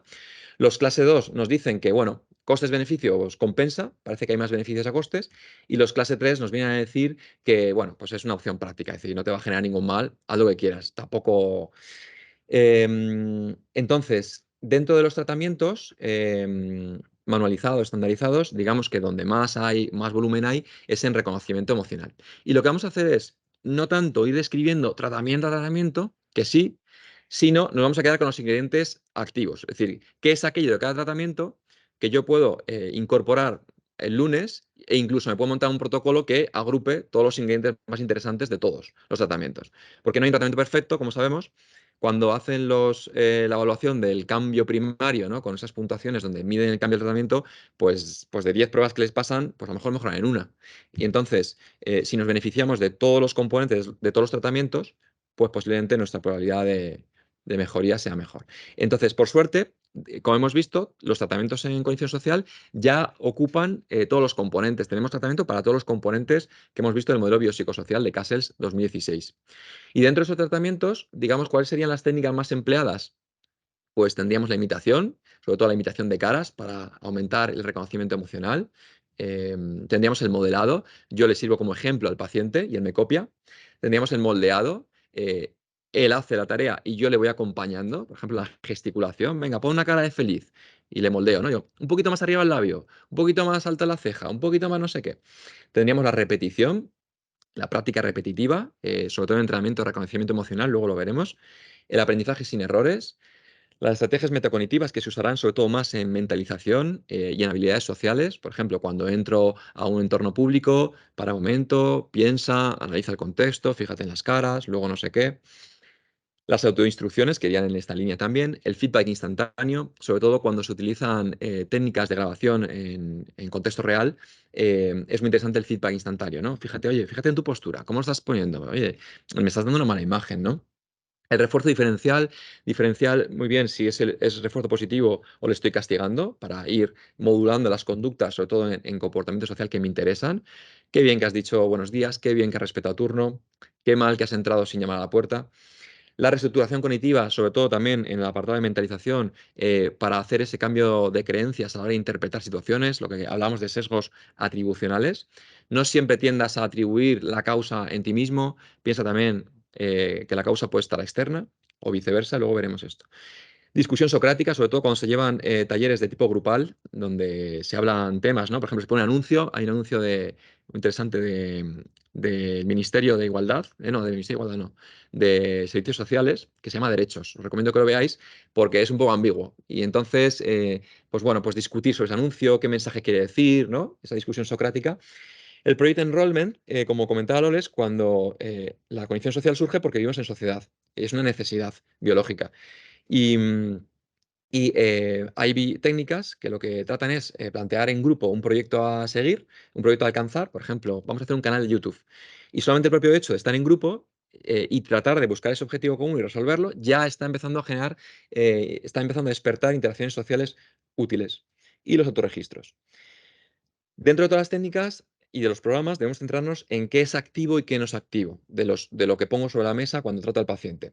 Activo quiere decir que cuando yo lo hago, moviliza unos mecanismos de acción que al final es lo que me produce el resultado en el beneficio final. En esto, los ingredientes activos de la cognición social sería, sí o sí, tenemos que incluir metas significativas, sí o sí, valoradas, si es posible, con la escala GAS. Sí o sí, tenemos que hacer terapia grupal entre 3 y 8 personas. Sí o sí, tenemos que hacer ganancias en la introspección, en la mirada hacia adentro y en la toma de conciencia. Porque sabemos, como ya se ha comentado anteriormente, que cuanto la persona más introspección gane y más se oriente también hacia su interior y no tanto hacia el exterior, mejor predictor va a ser para una mejora en el reconocimiento emocional y la teoría de la mente. Cabe destacar que esos tratamientos no solamente hay evidencia y buenos estudios realizados, sino que además las diferencias que produce entre hacerlo y no hacerlo son diferencias entre pequeñas, en un 27% de los estudios, y grandes, en un 18%. Lo cual quiere decir que en casi un 40% de las personas tratadas se van a diferenciar en una diferencia significativa bastante amplia de las no tratadas. Y sobre todo en lo que más nos importa, que es en la reintegración que haga en la comunidad y en el nivel de participación social. En reconocimiento emocional tenemos una práctica estándar. Esta práctica estándar la disponéis en tablet para poderlo bajar. Es práctica estándar según el nivel de evaluación de la evidencia de las revisiones de Cicerón, que supongo que las conocéis, cada año van apareciendo. Y en este estudio se hace en modalidad grupal, le ponen pues este tipo de caras, por decirlo de alguna manera, y les van preguntando acerca de atender a las señales, pues las arrugas, por ejemplo, en los ojos para identificar la alegría, el ceño fruncido, les invitan a imitar, perdón, les invitan a clasificar. Si os fijáis, se parecen mucho a los test que ya hemos visto, ¿no? Reconocimiento emocional. Y esto es un gran fallo en el tratamiento, pero genera su impacto. Y también incorpora una cosa interesante que es inferir efectivamente, la mentalización afectiva, es decir, a partir de esta cara, ¿qué le ha podido pasar a esta persona? Muy bien. pues eso, que podéis descargaroslas. Se llama Face en iOS, y en Android no estoy seguro. Luego tenemos el Emotion Perception Training, que es un programa clásico donde ya no solamente es entrenamiento puro en caras, como hemos visto en el anterior de Neumann, sino también es un programa que incluye dinámicas, incluyendo voz, incluyendo caras, incluyendo postura, movimiento asociado, y también, por supuesto, se hace inferencias acerca de eso. Es un programa manualizado, es del grupo australiano que os he comentado, de Sky McDonald, y bueno, pues por un precio de $315 podéis tener acceso a él y a toda la descripción. Todo lo que plantea aquí son estudios controlados aleatorizados, tienen una buena robustez, y las mejoras que se encuentran son en emociones dinámicas, en inferencias, en sarcasmo. Por otro lado, en reconocimiento emocional tenemos también el Recognizing Emotional Prosody. Vais a ver que ya no solamente es ese entrenamiento en reconocimiento de caras a través de las pistas visuales, de la atención focalizada, sino que también hay entrenamiento en prosodia, ¿no? En este estudio, lo que realizan es, en grupo, lo que les entrenan primero es a entrenarles el vocabulario emocional, porque a veces ese léxico está perdido, y si yo no puedo etiquetar lo que me ocurre en mi cuerpo o en el cuerpo del otro, pues entonces tampoco podré empezar a hacer mis inferencias y mis teorías, ¿no? Porque me falta vocabulario. Por lo tanto, van van haciendo categorías de emociones agradables, emociones desagradables, emociones ambiguas, emociones sencillas, emociones complejas, y van practicando también la simulación de esa emoción a nivel prosódico. No solamente a nivel comprensivo, por los tonos de voz y la melodía, sino también entrenarlos a nivel expresivo. Bajo mi experiencia, esto es una de las cosas de las más interesantes, el pedir al paciente que simule, que imite la prosodia. Es imitar la prosodia y enseguida empezar a conectar con la emoción. Se hacen estudios, se hacen registros de audio, y los resultados, no hay mejorías intergrupo en el TASIT. ¿Pero por qué? Porque posiblemente el TASIT no era la mejor prueba para la medición del cambio de este tipo de programa. Si hubieran pasado la lectura de la mente según la prosodia, a lo mejor sí hubiera tenido resultados. No obstante, a nivel individual, el 60% de los pacientes, aunque no de forma significativa, mejoran. Con lo cual yo recomendaría. Tenemos también reconocimiento emocional, el Focus, Attention and Mimicry. Cabe destacar este artículo, que es de los pocos artículos que hacen menos de 3 horas de tratamiento y con resultados negativos. Resultados negativos pese a haber implementado lo que se recomienda, que es, oye, pues céntrate en las señales auditivas, en las señales faciales, imítalo, entrénate. Y es negativo porque pues, lo atribuyen fundamentalmente, uno, a la sobrecarga. 3 horas, darle tanta información como hoy aquí, pues puede llegar un momento que perdamos la sutilidad del análisis. Y entonces, a partir de este artículo, ya ningún otro programa de tratamiento recomienda hacer 3 horas. Siempre recomiendan más de 6. Lo cual me llama la atención con las respuestas que hemos tenido en la encuesta nacional, porque la mayoría considera que debe hacer tratamientos de más de 6 horas, pero la mayoría no hace más entre 1 y 2 sesiones de tratamiento. Con lo cual, no sé si meten en 2 sesiones 3 horas y 3 horas, o cómo lo hace la mayoría, pero ahí hay algo que hay que revisar. El caso es que no hagamos tratamientos que sean cortos y muy concentrados. Suelen ser tratamientos de 12 a 24 horas. También tenemos otro paradigma ya de clase 3, un poquito más alejado, que es el Matching to Sample Emotion Recognition Training, que básicamente lo que te llevan es a emparejar caras, ¿vale? No tanto a buscar las señales de forma explícita, sino más implícita, con su reconocimiento también, con su mejoría en el reconocimiento de estímulos. Problema con este estudio, que valoran con las mismas pruebas prácticamente que intervienen. Y por último tendríamos el Modified Facial Affect Recognition Through Telepractice Training, que la cosa curiosa de este tratamiento es que lo hacen por telerehabilitación y con buenos resultados. Lo cual nos invitaría a no hacer los tratamientos solamente presencial en grupo, sino también se puede jugar con tratamientos de telerehabilitación. Me gustó incluir, como comentó Loles, no solamente daño cerebral, sino quizás a los pioneros en este ámbito, que son los compañeros psiquiatras y psicólogos clínicos dedicados a la psicopatología, en concreto de la esquizofrenia, ¿no? Donde también debemos beneficiarnos de esos programas que están ya muy estudiados, con una robustez sólida, como puede ser el entrenamiento en reconocimiento del afecto, el TAR, que está informatizado, Y donde quizás aquí lo que debemos destacar es que incluyen la intensidad de la emoción. Ya no solamente te incluyen caras de emociones, sino que te las gradúan en intensidad. Y además te preguntan en función del contexto si esa cara es coherente o no. Fijémonos en la pregunta en azul. ¿Quién de los dos personajes recibe unas flores? Entonces, en función de la cara, puedo yo adivinar, ¿no? Pues ese tipo de tareas. Y otros tratamientos que no vamos a detallar, la esquizofrenia, con el Microexpression Training Tool y el Mind Reading Interactive Guide to Emotions. Con esto habríamos terminado el tratamiento en reconocimiento emocional, que, por resumir, es pídele al paciente que atienda a las señales de la emoción, en la cara o en el cuerpo, que se fije en la prosodia, que se fije en el movimiento, que se fije que imite, em, y con apoyo informatizado o sin apoyo informatizado. Digamos que ese sería como el resumen del tratamiento. Y que practique de forma repetitiva.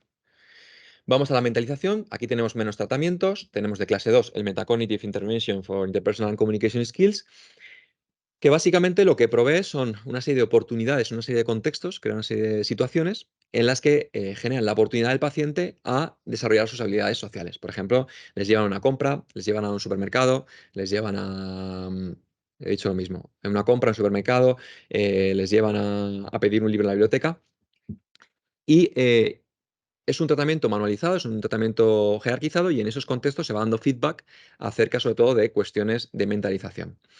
Em, es un tratamiento que a nivel de resultados, por lo menos personalizados, medidos con la GAS, pues se refleja mejoría. Y veamos qué significa personalizar un tratamiento, ¿no? Para quien no lo sepa, yo creo que todo el mundo lo sabemos. Pero bueno, ejemplos de este tratamiento sería, por ejemplo, mejorar mi capacidad para iniciar nuevos temas de conversación, sería un objetivo que en este caso sea personalizado para este paciente en concreto, o aumentar la oportunidad y mi capacidad para aumentar mi repertorio de palabras y no quedarme encasquillado en conversaciones. Por otro lado, tenemos el Cognitive Pragmatic Treatment, el CPT, que no se confunda con la atención, cuyos componentes son en funciones ejecutivas y mentalización. También, de nuevo, es un programa que si accedes a él está súper descrito, no solamente tiene componentes de comunicación más lingüística, comunicativa, sino también componentes relacionados con lo social y con la teoría de la mente, a partir sobre todo de la semana 8. Las estrategias que se van, bueno, se juega mucho se introduce las dinámicas son con role-playing y en situaciones cotidianas, igual que hemos visto anteriormente. Y se trata de llevar estrategias de razonamiento de tipo, qué es lo que dijo la persona, qué significado tuvo lo que dijo, es decir, a esa reflexión sobre lo ocurrido. Hay mejoría en todas las modalidades de la comunicación evaluadas, y además hay mantenimiento y generalización. Tenemos también en mentalización el Perspective Training, cuya hipótesis de trabajo es que los pacientes que tienen ira e irritabilidad, o sea, se debe a una falta de mentalización.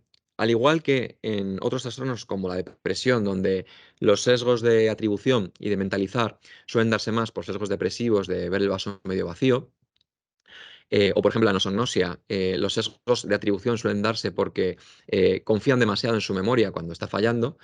Generalmente los fallos, cuando ocurren los sesgos en daño cerebral, se dan en la atribución, en la atribución de hostilidad hacia el otro. Es decir, tienden a atribuir intenciones hostiles en la otra persona. Ahí sería como el sesgo, ¿no? Y también, si no, tienden a atribuir la culpabilidad en sí mismos, ¿vale? También entre sesgos de atribución y sesgos de hostilidad es como se van moviendo. Para ello es muy interesante, para trabajar este tipo de entrenamiento en toma de perspectiva, pues aparte del role-playing, generar... ¿Eh? Perdón. Vale, pero son y media, ¿no? Sí, sí, sí, sí. Son y media. O sea, que sí, vamos bien de tiempo. Gracias por avisar. Nada, simplemente aquí podéis hacer pues roles inversos, intercambio de sillas vacías, para que tomen mejor la perspectiva. Pues, por ejemplo, yo estoy hablando ahora mismo con Loles y en un momento dado, pues venga, ahora cambiar las sillas. Tú haz de Loles, tú haz de José, ¿no? O también directamente desde el punto de vista reflexivo, cómo se siente Loles cuando está escuchándote a ti, o cómo te sientes tú cuando eres escuchado por loles. Y este intercambio pues, puede ser interesante para trabajar este toma de perspectiva que hemos visto que luego afecta a la mentalización. En cuanto al sesgo atribucional, para poderlo manejar, contamos con la Intervention to Change Attribution That Are Negative, como el ICANN, que realmente es un programa que está en curso. Ha sido publicado en un póster recientemente y también utilizan las técnicas de cambio de posicionamiento de la perspectiva y del role-playing, de intercambio de roles. Y básicamente el objetivo es hacer la previsión, o sea, la prevención de posibles sesgos que puedan ocurrir. Es muy importante cuando hay en este tipo de errores enseñar a los pacientes que diferencien los hechos de las conjeturas, porque normalmente se tiende a conjeturar, ¿no? A montarse teorías con muy poca información, ¿no? Y hay que discriminar, digamos, la verdad de lo simulado, ¿no? De lo inventado. Otra técnica que se usa mucho es que valoren, dentro de sus hipótesis de teoría que han formulado en su mente, que valoren los pros y los contras de pensar así. ¿Qué beneficio te produce pensar así? Y qué contra, ¿no? Un poco para que reevalúen ese primer sesgo de pensamiento, ¿no? Y de interpretación. También se les lleva a preguntas de tipo, ¿te merece la pena pensar así o no? Y pruebas de realidad. Es decir, ok, piensas que tu hermana está en contra tuyo, ¿de acuerdo? Bueno, pues tráeme para el próximo día pruebas de verdad que demuestren que esa creencia es verdadera, ¿no? Y si no traes pruebas, pues es que será falsa, ¿no? Y te has montado una falsa creencia. Y también se les invita a pensar en las consecuencias de pensar así. Vale, ahora piensas así, te puede beneficiar pensar con esa hostilidad hacia tu familiar que va en contra tuyo, pero anticípate un poco, ¿no? A largo plazo te beneficia pensar así, a corto plazo no, o sea, a corto plazo sí, a largo plazo, ¿cómo lo ves? Y todo este trabajo de reestructuración cognitiva al final lo que permite es ir reevaluando la situación no de forma tan automática e impulsiva, sino controlando un poco los sesgos y también ayudando a que dé pie a mentalizar con el otro. En comportamiento social, nos encontramos sobre todo programas en los que se entrenan o cosas muy generales, de tipo estrategias generales, como puede ser esta, ¿no? En el Museum Perception and Social Skills, que son estrategias, pues la estrategia WATER, la estrategia VSTC, que en resumidas cuentas es un acrónimo, son unas siglas que al final lo que te viene a decir es para y piensa, observa, para y piensa, elige lo que quieres decir, asegúrate que no va a ofender al otro, no sé qué, que lo resumen como unas siglas. Y tenemos tratamientos más en esta línea de estrategias metacognitivas y luego tenemos tratamientos que van directamente a entrenamientos específicos. En plan, ¿que se te da mal saludar? Pues vamos a entrenar el saludo. ¿Que se te da mal iniciar conversaciones? Vamos a entrenar a iniciar conversaciones. ¿Que se te da mal mantenerlas? Entrenamos eso. ¿Que se te da mal...? ¿No? Entonces, aunque yo vaya contando algunas cositas que me parecen interesantes de los tratamientos, que sepáis que hay dos grandes grupos, orientados de forma específica o orientados a estrategias metacognitivas. Y es cierto que algunos tratamientos consideran que no es suficiente con cognición social, sino que también se debe incluir psicología clínica. ¿Por qué? Porque a veces el problema en la interacción social no se da tanto por un problema de cognición social, sino se da por ansiedad social, fobia social, inseguridad, introversión, etcétera, etcétera, etcétera. Y debe ser abordado de forma paralela. Si queréis acceder al grupo australiano que os comentaba en esa web que os he puesto en los materiales que pasaremos, tenéis un montón de programas que atacan directamente lo específico, como lo que hemos comentado de iniciar conversaciones, ser asertivo, cómo pedir a unirse a un grupo cuando no pertenezco a ese grupo, cómo pedir ayuda, cómo decir que no, cómo lidiar con desacuerdos, cómo negociar, ¿no? Es decir, van a lo específico o también tratamientos más generales. Em, Bien, esto va en la línea de lo comentado. O sea, estoy rebajando un poco la intensidad, pero con ello no estoy perdiendo todo, yo creo, lo que puede ser interesante para el día a día, ¿vale? La idea general, este tratamiento, lo que es interesante del Social Communication Skills Training, se parece mucho a los anteriores, no incorpora tampoco nada nuevo. Lo que sí es interesante es que es un tratamiento, es el tratamiento que más impacto genera en cuanto a tamaño del efecto se refiere, en cuanto a diferencias entre tratados no tratados, con respecto a otros tratamientos y sobre todo con respecto a el impacto en la participación social e integración comunitaria posterior. También aborda temas como comunicar necesidades y pensamientos, que creo que es muy interesante, escuchar al otro. Sabemos que hay problemas verdaderos de escucha activa en el paciente afectado, a veces por sobrecarga o por esa flexibilidad cognitiva, ¿no? O alternancia de ponerme del otro. Dar las gracias, reconocer las reglas sociales, dónde están mis límites, dónde están las barreras del uno con respecto al otro. Y todo esto está jerarquizado. Mi intención es poneros el programa y a quien le pueda despertar interés algo de lo comentado, que ya profundice por su cuenta. Tenemos la Interpersonal and Communication Skills, que va un poco en la misma línea. Como novedad incorpora pues, grabaciones sociales por pareja, como hemos comentado, y luego las analizan. Este feedback es muy interesante también para tomar conciencia pues, desde una tercera persona, ¿no? Que no toda la interacción social lo vea el paciente desde su primera persona, sino que al verse reflejado en pantalla, pues puede ir también, tomando también conciencia, ¿no? Y este es el GIST, es el tratamiento posiblemente más replicado, ¿no?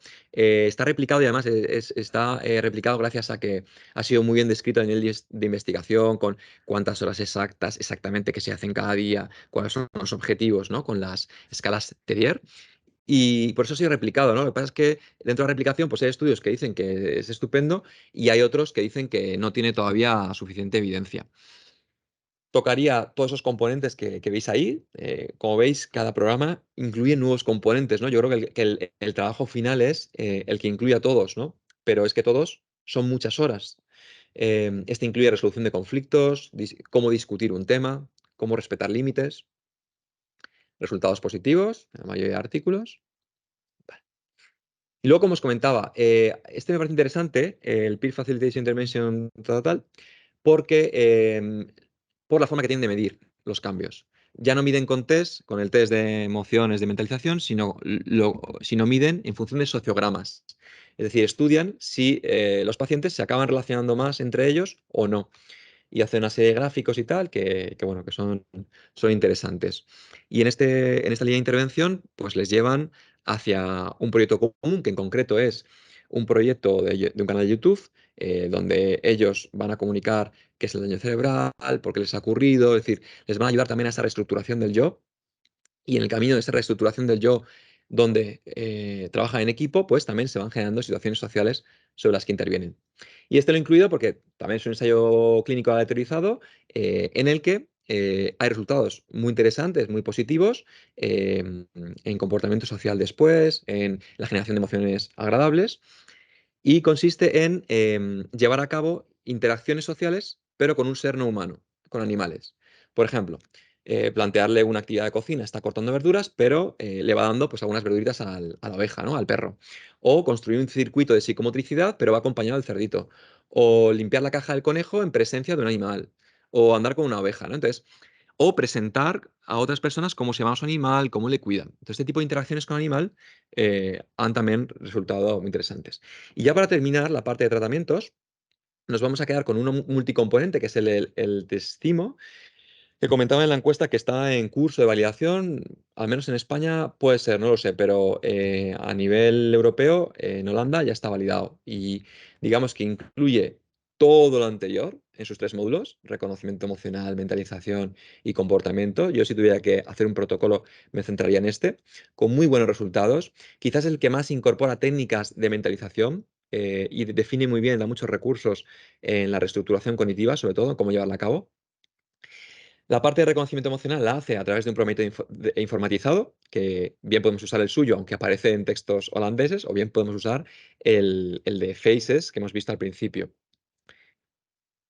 En mentalización usa terapia cognitivo-conductual básica, sobre todo tratando de que el paciente cometa el sesgo de jumping to conclusion, que está muy descrito, que es saltar a la conclusión directamente sin analizar cómo puede afectar tu comentario al otro, etcétera, etcétera. Y el mind reading, que es la lectura de mente del otro, pero un poquito a mi manera, ¿no? Sin recoger todos los datos. Como os digo, incluye un montón de tablas para que el paciente haga reflexión antes de hablar de sus pensamientos, pero desde el otro, sus emociones, pero desde el otro, su comportamiento, pero desde el otro. Y en habilidades sociales, creo que cabe destacar esto, que es que es una cosa muy oída, que el paciente con daño cerebral normalmente interrumpe mucho los turnos. En un análisis recientemente hecho, se dan cuenta que sí, es cierto que interrumpe más que personas que no han tenido daño cerebral, pero interrumpe el mismo número de veces que una persona que no ha sufrido daño cerebral. Es decir, que el fallo en esta ocasión no sería el número de interrupciones, sino en la velocidad con la que interrumpen, ¿vale? Que sería posiblemente una afectación de control inhibitorio. Vale. Y ya en curso, como último tratamiento multicomponente, tenéis el Shift-It, que digamos que es lo mismo, básicamente. Lo que pasa es que introduce mucho más peso en darle conciencia y experiencia, en buscar la experiencia corporal de las emociones. Hablamos de la lexitimia.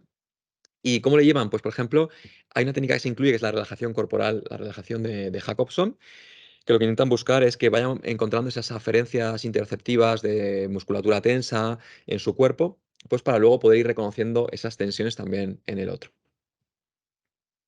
Bueno, si alguien está interesado en algún programa en concreto, que me lo diga y también le envío el artículo o lo que sea, y si no, pues aquí tiene esto. En esquizofrenia se han hecho un montón de programas, un montón, con un montón de evidencia respaldada, muy robusta, en la que no vamos a detener. Sí nos vamos a detener en el REACOP, porque es un programa de rehabilitación cognitiva en psicosis realizado por Natalia Ojeda, actual candidata, de hecho, al INS. No sé si está en votación ahora, pero si lo está, habría que votarla. Y que ella, pues también, ¿no? En su programa de escrito, que tenéis acceso a él, pues aunque sea dirigido a población psiquiátrica, podemos aplicarlo también a la población de daño cerebral. También ocupando todos los componentes que se deben ocupar. Y está muy bien descrito y además está aplicado a otras poblaciones como ancianos, esclerosis, Parkinson. Interesante. De hecho, en su página web, en el Neurolab, también incluye una reciente, esto es de hace unos meses, de enero creo, 2023, una adaptación de un programa inglés del australiano este que comentábamos para reconocer mejor la emoción, la emoción en la cara, y pasado a ordenador. Por 270 euros lo podéis comprar y es muy interesante. Este programa australiano. Y luego el Neuropersonal Training de la Goodman en Barcelona, que tiene adaptación en castellano y en catalán, donde pues ya incluyen todo también, pues todo lo que hemos dicho, pero todo digitalizado y con buenos resultados, realmente, sobre todo a nivel del test de lectura de la mente en los ojos. Disponéis del Emotional Training en la página web, es gratuito. También, de nuevo, nos aparecen ejercicios de reconocimiento emocional, de mentalización, con vídeos, con ejercicios de ordenador. Está enfocado para esquizofrenia, pero perfectamente podemos usarlo también en daño neurológico. Cabe destacar de este programa, me parece interesante que te incluyen también como ejercicio conversaciones de WhatsApp, que sabemos y que ya hemos visto que pueden ser muy ambiguas y que son las que también podemos trabajar para la interpretación de señales. Y luego, como han comentado en la encuesta también, el PECS, que está destinado a la esquizofrenia, para mí, si tuviera que empezar por alguno, empezaría por este. Está manualizado, es gratuito, es accesible en proyectoscores.es, incluye todos los módulos y es como si fuera una presentación de PowerPoint con ejemplos, con teoría, con prácticas, que eso, unido a tu manejo un poco conductual de la persona y a adaptación de la persona, pues genera a través de 4 módulos pues una interacción, un programa súper chulo, la verdad, a mí me gusta bastante, ¿no? Estos serían como algunos ejemplos de lo que podéis encontraros en ese programa. Otro ha dicho Neuronap. Neuronap son recursos, son materiales, pero no nos dicen en qué orden llevarlos a cabo. Por supuesto, que incluye una cantidad inmensa de ejercicios y tareas para realizar, pero ya es el experto o la experta quien tiene que decidir cuándo usarlo, cómo usarlo y con qué flexibilidad. Quedaos con la idea que lo computarizado, sobre todo, y siguiendo la guía INCOG, solo es eficaz para el reconocimiento emocional. Todo lo que sea aparte puede servir de apoyo, puede ser interesante, pero no tenemos todavía respaldo, ¿no? Y luego hay otros tratamientos en esquizofrenia que no vamos a entrar, pero que también son interesantes recogerlos. Ya estoy terminando. Simplemente como cierre, comentar que muchas gracias, Loles, por la invitación, que esto surgió a partir del Congreso Internacional que ella lideró junto con otro equipo en Cognición Social Internacional y que a partir de un par de póster que publicamos sobre cognición social, donde planteamos una serie de ejercicios, una serie de tareas de identificación y demás, pues bueno, quizás a partir de ahí nos llamó la atención y nos pusimos en contacto. y donde también en otro póster pues puse en práctica el Emotional Training que os he enseñado, los ejercicios por ordenador, que son gratuitos, y la verdad lo utilicé con un paciente de 17 años y fue muy interesante. Y luego, como cierre, contáis además con recursos ya materiales, con tarjetas tocables, manipulables, en un montón de páginas de juegos, vamos a decirlo de esta manera, como en kinuma.com, en HopToys, con tarjetas con, pues bueno, creo que no hace falta explicarlas mucho, ¿no? Se ve que dan juego, ¿no? A nivel social. También esta marca, el Color Cards, tiene también para mentalización cognitiva predecir la causa y el efecto de lo que ocurre, siguiendo una secuencia, cuál es la siguiente. Bueno, también hay algunas más infantiles, ¿no? Predecir la conducta del otro, ¿no? O la causa, atribuir, el sesgo atribucional, qué ha pasado. También mentalización cognitiva, o en este caso afectiva, ¿no? ¿Por qué se siente así? Hay un montón, ¿no? De estas, ¿no? Mentalización cognitiva, ¿qué le está diciendo al otro? ¿Qué piensa el otro? Y bueno, estas cartas que me parecen muy interesantes son las cartas blobs, tienen un montón. Son cartas sin información, son cartas muy ambiguas y que ante la ambigüedad y siempre que nos salgamos de lo literal, pues forzamos a la inferencia. Entonces, para inferir emociones, inferir por qué está enfadado el otro, qué relación crees que tienen, ¿no? O sea, trabajar todo esto que hemos comentado de sesgos y de interpretación puede ser interesantes. Pues hay un montón de... Aquí, por ejemplo, para detectar qué es lo que no está bien hecho o qué está bien hecho, el comportamiento social. Y con esto creo que ya estaría. Y luego, bueno, pues quien quiera no comprarse material en esas tiendas, quien quiera usarlo digital, pues también tenemos pues anuncios gratuitos en Internet, en YouTube. Podemos tirar de anuncios exagerados, que además esto hay mucha gente que lo aplica. Hay estudios científicos sobre esto, pues lo que os comentaba, ¿no? Los anuncios del Ministerio de Lotería son siempre ahí, tienen un doble mensaje, ahí hay mucha efectividad, podemos usarlos. O los de la lotería, sí, los de la DGT también, ¿no? Ahí hay un mensaje por debajo calando, los de drogas. Y luego también poesías, ¿no? Poesías, poemas, letras de canciones. Sabina, un cantautor, siempre tiene ahí unos mensajes un poco abstractos. Marwan. Y luego series también, Big Bang Theory, Los Simpson juegan mucho con esto, ¿no? Y ya en conclusión, como última diapositiva, en cuanto a evaluación, perdonad. Contamos con múltiples instrumentos. Además, yo creo que ha demostrado con robustez estadística potente. Algunos no traducidos, lamentablemente, pero muchos traducidos. Ya podemos empezar a usarlos. El de interpretación de las señales de la emoción a través del ojo, el más sensible. Lamentablemente no carecemos, o al menos que yo haya encontrado, de instrumentos para no verbal. Las muestras de evaluación generalmente son muy heterogéneas. Es un poco pena que la mayoría de estudios de evaluación con instrumentos los adaptemos a población universitaria, porque creo es lo más fácil, ¿no? Porque se trabajan desde el laboratorio, pero creo que debemos incluir normas también que superen los mayores de 30 años. No contamos con estudios de pruebas de medidas paralelas que podamos repetir y hay un bajo número de cuestionarios y escalas adaptadas. Y en cuanto al tratamiento, el tratamiento en cognición social ya podemos decir que es eficaz, que hay una evidencia robusta detrás que lo respalda, sobre todo para daño cerebral moderado y grave, que es independiente del sexo, de la educación y de la fecha de evolución.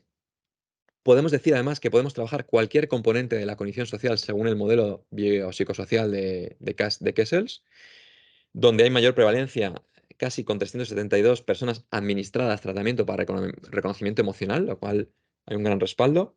Que mi recomendación es hacer multicomponente, que es además donde más evidente, lo que mejores resultados y más heterogéneos producen.